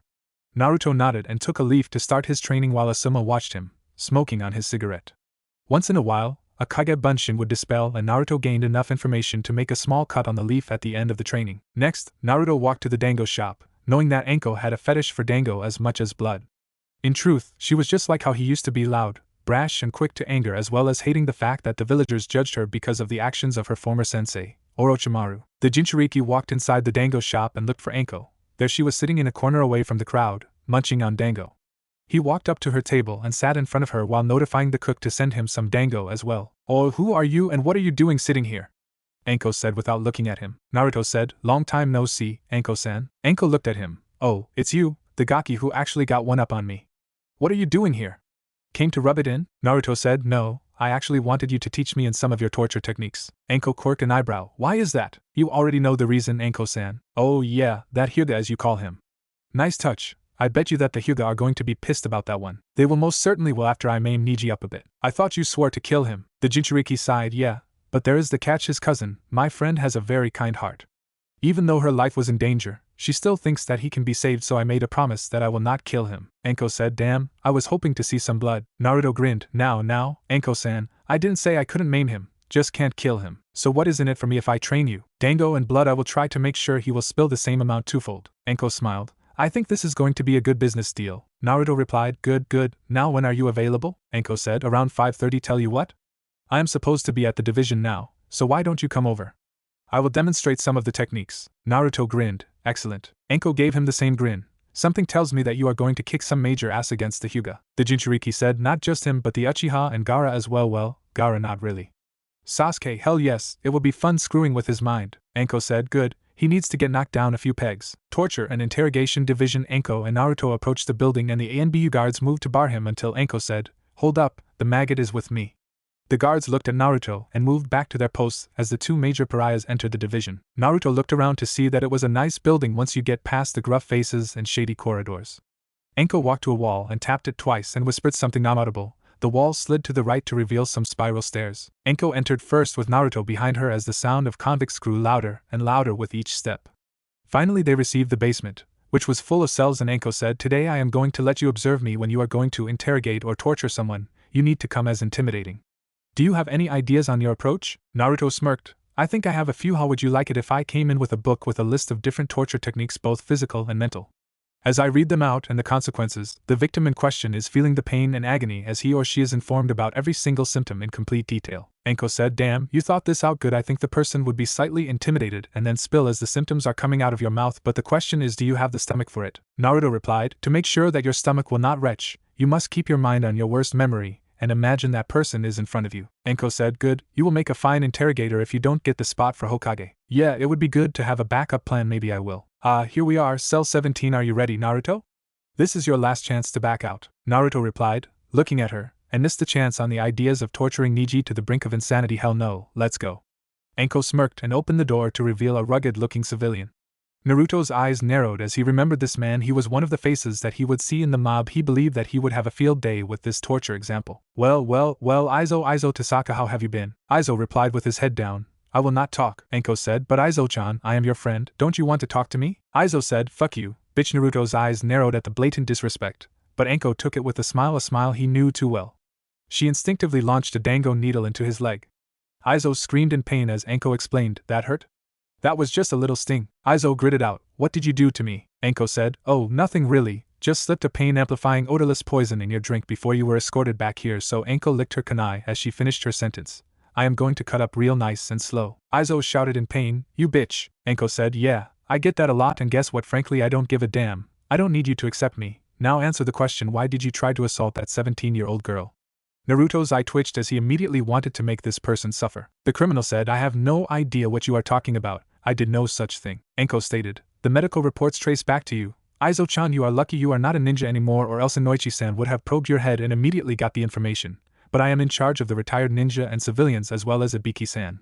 He has some access to the ninja as well, and I heard that he is more of a sadist than I am, Aizo said in defiance. I am not saying anything to you, snake bitch. Go fuck Orochimaru. Anko was about to retort until Naruto put a hand on her shoulder. You want in on this? Anko questioned. Naruto whispered. Like hell I do. Naruto channeled the Kyuubi's chakra for a moment, changing into his initial state. Hello, Aizo Tasaka. That voice you. Naruto gave an evil smile. Yes, you seem to remember Aizo Tasaka. I am the Kyuubi no Kitsune reincarnated as Naruto Uzumaki. I knew it, I knew you were a demon. What are you doing, Anko? Kill him before he destroys us all. Naruto said. Oh, I don't think that she will be doing that because I put her in a coma due to my chakra. Now if I hear correctly, you were about to rape a 17-year-old girl, correct? I did. Naruto roared. Don't fuck with me, Aizo, or I will make sure your family, starting with your little daughter. Mamoru, how old is she? 6? Aizo roared. You leave my daughter out of this, you monster. Naruto chuckled. Monster? You have the right to call me that name when you were about to commit the ultimate sin, raping a defenseless girl. What? Is your woman not good enough? It seems that your mind has been destroyed as well. You killed my wife 13 years ago. Naruto paused and thought, Oh, Akari, I do believe that I heard it somewhere. It must have been the last thing she heard when I crushed between my paws. Ah, it felt so good. Aizo shouted. Stop it. Naruto said. That was a night that I enjoyed myself immensely. You know, I have been waiting for a chance to repay you for beating me in the alleyway. I could never forget your face. Aizo looked up at Naruto and was afraid of his eyes and fangs. Why you? Yes, me, I am back, using this boy as my vessel. I knew that you could not be trusted. The Sandaime will hear about this. Actually, yes, he will. You know, it is thanks to you that I have some freedom. What? The seal, this accursed seal, kept me from influencing the boy's feeble mind. I couldn't get free until you villagers started the attack on my human body. Every attack slowly brought me closer and closer to my freedom. And now here we are, I am free, and now I have come back to pay you back in full by making you suffer. That was my chosen mate that you decided to rape. Prepare to face your worst nightmare. Naruto raised his clawed hand and was about to give him a slight scratch until Aizo shouted, I am sorry, please don't kill me. I will confess to everything, just don't hurt me or my family, please. I will even confess to hurting you. Why should I trust you? You used to be a ninja. Ninja are known for their deception. Aizo said with tears in his eyes. It is the truth. I promise on my honor that I will confess to everything. Naruto closed his eyes. Fine. I will make a blood oath. Demons can't break blood oaths since we have an honor code. If I kill them, I will die. Naruto cut his hand and said, I, Kyuubi no Kitsune, solemn swear not to harm the Tasaka clan in exchange that he does confess his crimes against my mate and myself. Aizo murmured, thank you. Naruto smirked as he changed back. You are welcome, Aizo. Anko said, wow, Gaki, you are a natural. Aizo said, Anko-san, but you are supposed to be in a sea coma. Naruto said, I recognize you from hurting me in the alley 7 years ago. I knew your fear of the Kyuubi no Kitsune. The fox is still trapped in the Yondaime seal, completely unable to seduce me of its power. Now that I can control it, I used that fear against you, and I knew your family, especially Mamoru.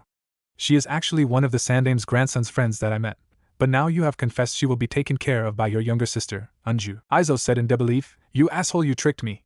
You fucking tricked me. Naruto said, I am a ninja. A ninja is all about hiding in the shadows and deception. Have fun in prison, Aizo-chan, considering that your confession has been notified by Anko-san's superiors. Naruto walked out the door as Aizo bowed his head in defeat, while Anko followed after Naruto and complimented him. Naruto, that was incredible. You basically mind-fucked the dude. Yeah, but I really wish that I didn't threaten to kill Mamoru, Anko said, putting a hand on his shoulder. You did what you had to do to make it convincing to Aizo. Hell, you made me think for a second that you were the fox for a second. Thanks, Anko-san. But next time, use blood, man. I wanted to see that. Naruto said in deadpan. Is that all you think about, Dango and blood? What other fetishes you have? Oh, there is messing with Kurenai and chasing Irika. Wait, you have a crush on Irika? Anko clamped a hand over his mouth and said, you are not supposed to say it out loud. Naruto whispered, are you serious? So why haven't you asked him on a date or anything? Because I like messing with him, Naruto said. Bullshit. Anko looked at Naruto, who continued, you are wearing a mask just like me, aren't you, Anko-san? How? Hello, we are both the major pariahs in Konoha. Basically you think I wouldn't know how to tell between a mask and the real person behind it. That is true. You are unsure that if Irika will accept you or not because of your status and reputation. Am I correct? Anko's eyes were downcasted for a moment, and whispered a quiet hi. Naruto looked around to see that nobody was there in the corridor and said, I will tell you what, this Wednesday you ask Irika on a date and be serious with him this time. He is not one to judge, I am sure of that. We will have a double date together. With that Hinata girl, ain't she still in the hospital? No, this is with another girl that I have feelings with. You will meet her eventually. I promise that Irika-sensei will not hurt you in any way. He is too nice to do that, the Snake Princess said. But how were you able to survive that torture just by looking at it? If you experienced it, then you can adapt to it. One of the retired ninjas used their own creations of torture on me. Suddenly Ibiki came from one of the rooms and looked at Naruto and Anko. Uzumaki, What are you two doing here? Naruto said, oh, Ibiki-san, do you know any right genjutsu? Ibiki said, there's one but I rarely use it much. Why? Anko said, Ibiki, I think we both know why. Ibiki said, so you are going to do it, huh? Kill him? Naruto said, kill him, no. Torture him, yes. Humiliate him, yes. Maim him, possibly, but I am teetering on yes. Ibiki said, I had a feeling you would. I saw the look in your eyes. You were really intent on killing him. Can we please stop talking about it?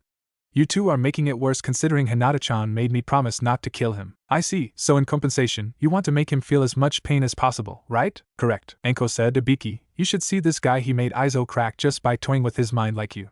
Ibiki said, oh, first you are going for Hokage and now you are coming after my job too? Naruto replied with a smile, hey, I got to keep my options in case the council tries to screw me over with my status and all. Ibiki said, right, so what did you actually do to Izo to make him talk? Naruto said, easy, I played on his worst fear, the fear that plagued every ninja and civilian alike. I played the part of the Kyuubi no Kitsune. Ibiki said, very good, playing on the fear, and you made him suffer, making him implant his own fears into his brain, exactly what I did to you guys during the Chunin exams almost. Naruto said, I just went with the flow. I knew that he hated me for supposedly killing his wife, so I play on that hatred and convert into fear, believing that the Yondame's seal had cracked because of the villagers' constant attacks on me. Ibiki said, oh, but you can't use this on Neji since he doesn't know about it at all. I have thought of that already. I have written a book. It is titled 101 Ways to Kill a Hyuga. Naruto said. Ibiki smirked, good, simple and direct to the point. But now how are you going to torture him? The Jinchuriki said, leave that to me, Ibiki-san. Anko-san, do as I ask please. I will see you Wednesday. Anko nodded to him, and Naruto left. Ibiki asked, what was that all about? Anko said, something that I need to do. Haku the medic ninja had been tending to Hinata over the past week, and had learned a lot about Naruto's past from here. Needless to say, she was pissed at the schoolteachers except Iruka. Iruka was one of the few who helped Naruto learn the proper teachings. Also, Hinata would always figure out what happened to Naruto when he wouldn't show up for classes on some days through her father and the council. Naruto was usually put in the hospital because of his injuries from the mob filled with drunken villagers and or ninja. Haku wouldn't interact with any of the doctors because of the fact about Naruto. About 80% of the doctors and nurses hated Naruto, and Haku would become cold toward them. She walked inside of the room. Hello, Hinata-chan, how are you feeling today? Hinata said, much better, I feel a bit stronger. Haku said, that is good, here's your medicine. Hinata sat back and allowed Haku to administer the dosage. So how is Naruto-kun? Hinata asked when she was finished. Haku said, he is working very hard for the final bout. He is working on wind manipulation. He said that he had everything planned out for all possible opponents, but mostly he thinks that Gaara will be the one that he must face the most. Suddenly Kiba burst into the room. You will be mine, Hinata. Haku reacted instantly by throwing Saban into Kiba's neck, placing him in a false death-like state. The ice user pressed a button alerting the nurse to pick up Kiba and place him back into his designated room. Hinata sighed. Thank you, Haku-chan. Haku said, you are lucky that Naruto-kun warned me about him. Suddenly a loud voice cried out, you idiot. I thought you had learned your lesson, Kiba, but I guess not. A woman with wild hair and slitted eyes along with red triangle tattoos on her face came in along with another woman with the same triangles, but her face had a gentle tone to it. Haku said, I am assuming that you are Kiba's family? The older woman spoke up, yes, I am sorry for the inconvenience. I am Tsuminazuka, Kiba's mother unfortunately. This is my daughter, Hana. Haku bowed, it is nice to meet you. I am sorry that I had to put your son in a false death state. It will take him about 3 weeks for him to be taken care of. Tsum said, not at all, Haku-san. My son has always been brash, but I never expected him to try to claim Hinata as his own. Hinata said, I am not Kiba's. Tsum said, I thought as much since you have a crush on Naruto Uzumaki. But why Kiba likes you I have no idea. Haku said, from what I heard from Hinata and Naruto-kun, Kiba doesn't respect women at all. He sees one that he likes and foolishly believes that she is his and his alone. It has been confirmed that he wanted to take her down and claim her as his mate. Tsum said, I knew that I should have never left my grandfather to train him. Now he has taken his views on women. Hana said, duly noted, Ka-san. Tsum said, Hinata-heim, I apologize on the behalf of the Inuzuka clan for the dishonor that Kiba has caused to your clan and on to mine. Hinata said, I forgive the Inuzuka clan, Tsum-sama. But I don't forgive Kiba at all. It will take a great deal from him to regain my trust back in him. Therefore I will have to watch my back and my virginity as well. Tsum said, I expected as much. Considering his grandfather was the same way before. I got fed up and literally ran him out. Just make sure you two be careful now that Kiba knows that you have a friend here. I believe he will be craftier than ever after all. He used to be one of the ones who helped Naruto in some of his pranks. Haku said, so I have heard. Tsum said, rest assured, he will be punished as soon as he gets out of the hospital. Haku said, thank you, Tsum-sama. Tsum smiled, please call me Tsum. I hate the sama crap, makes me feel old. After the Inuzukas left and Kiba was moved on the 9th floor, Haku made a note before the boy woke up to paralyze his legs temporarily. Shino came back to see Hinata along with Kurenai, hearing about Kiba's attempt on Hinata. Kurenai promised Kiba a nice genjutsu that she used primarily for perverts and people who can't take no for an answer. You could tell that Shino was pissed due to the silent buzzing coming from his body. So you are the daughter of the deceased Tsubuzuma Mochi, correct? The Aburame asked. Haku said, Hi, I am sorry for not telling you about it. Kurenai said, Think nothing of it. Just make sure that you are careful. Kiba is one to hold a grudge against someone. Haku said, Right, Kurenai-sensei. Hinata said, So Kurenai-sensei, how has Asuma-sensei been lately? Kurenai blushed slightly. What are you talking about? Then Naruto's voice came up. Oh, come on, you and Asuma are so obvious. Like I said to him, you two always show up at the exact time. When confronted about it, you deny it at the same time. Hinata said, Naruto-kun. The Kyuubi Jinchuriki said, Hey, Hinata-chan, Haku-chan, Kurenai-sensei, Shino-san. Haku said, Hello, Naruto-kun. How was your training? Naruto said, I am close with cutting the leaf. I am halfway with the leaf, and then I will be at the next level. Shino said, And what is that? Naruto answered, Cutting a waterfall. Kurenai said, That is going to be hard for you, Naruto. Are you sure you are up to it? Naruto said, I am always up for anything. I am unpredictable, Kurenai-sensei. Plus I do need to be ready. Shino is going to be a tough opponent along with Gaara. Shino said, What about Sasuke, Natsumi, Temari and Shikamaru? Naruto said, Sasuke, I doubt it. I know him better than himself. Natsumi, Enigma just like you, so she is a threat. Temari, nope, take her fan and she is useless. Shikamaru, good strategist, but in the end, he will just forfeit. It is in his nature. Shino said, That is true with your deductions, and you should know that you are an enigma too, Naruto-san. Naruto replied, Shino, there's a lot of things that rarely anybody knows about me, which is a good thing too. I rather not reveal everything about myself to keep people guessing. Shino nodded and Kurenai said, Well, we will be leaving. Get better, Hinata-chan, and train hard, Naruto. Neji is tough. Naruto said, Oh, I plan to. The rest of Team 8 left the room and Naruto said, Oh, good, we can talk in private now. Hinata-chan, Hinata interrupted him. You don't have to say anything, Naruto-kun. Haku-chan explained to me about your bloodline and how you saved her life. Naruto said, That is not everything. Do you know about the Kyuubi no Kitsune? Hinata said, Yes, the Kyuubi died 13 years ago, defeated by the Yondaime Hokage at the cost of his life. Naruto said, That is partly true. The Yondaime did defeat the Kyuubi, but he could not kill it. The Kyuubi is essentially a chakra being and therefore it had to be sealed away. Due to it by the strongest bijou, it had to be sealed inside a newborn baby instead of an object. That newborn was me. Hinata's eyes widened as she looked at Naruto's face. It was impassive, but his eyes showed sadness and a hint of fear, partially in agonizing anticipation of her reaction. So that is why they stared at you with so much hate. Tell me, when the days you were missing class back at the academy, where were you? She asked hesitantly. Naruto said, The hospital. Usually drunken villagers, mostly retired ninja, would find me and used to take out their anger on me. I would try to move away, but eventually they would catch up to me. The worst of them were on my birthday, considering they celebrated the supposed death of the Kyuubi and the noble sacrifice of the Yondaime. I understand if you think of me differently because of this, Hinata-chan, but I will never think of you any differently at all. He walked out to the door, leaving her to process the new information, and Haku followed Naruto after him for a moment. As soon as they walked out the door, Haku said, Are you okay, Naruto-kun? Naruto said, I'm fine, Haku-chan.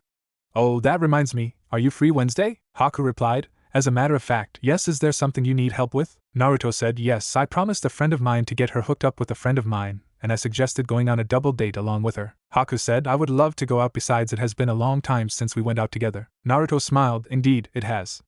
I better get back to training. I am going to see Anko-sensei for more tips, and then I am going to train a bit more. Haku said, Just don't overexert yourself, Naruto-kun. Naruto said, Right. He gave Haku a kiss on the cheek, making the ice princess blush a bit. I will see you tonight. As Naruto left the room, Haku walked back inside in a daze, holding her cheek for a moment, and saw Hinata, close to tears. Hinata-chan, are you okay? Hinata said, I am fine, Haku-chan. It's a lot to take it.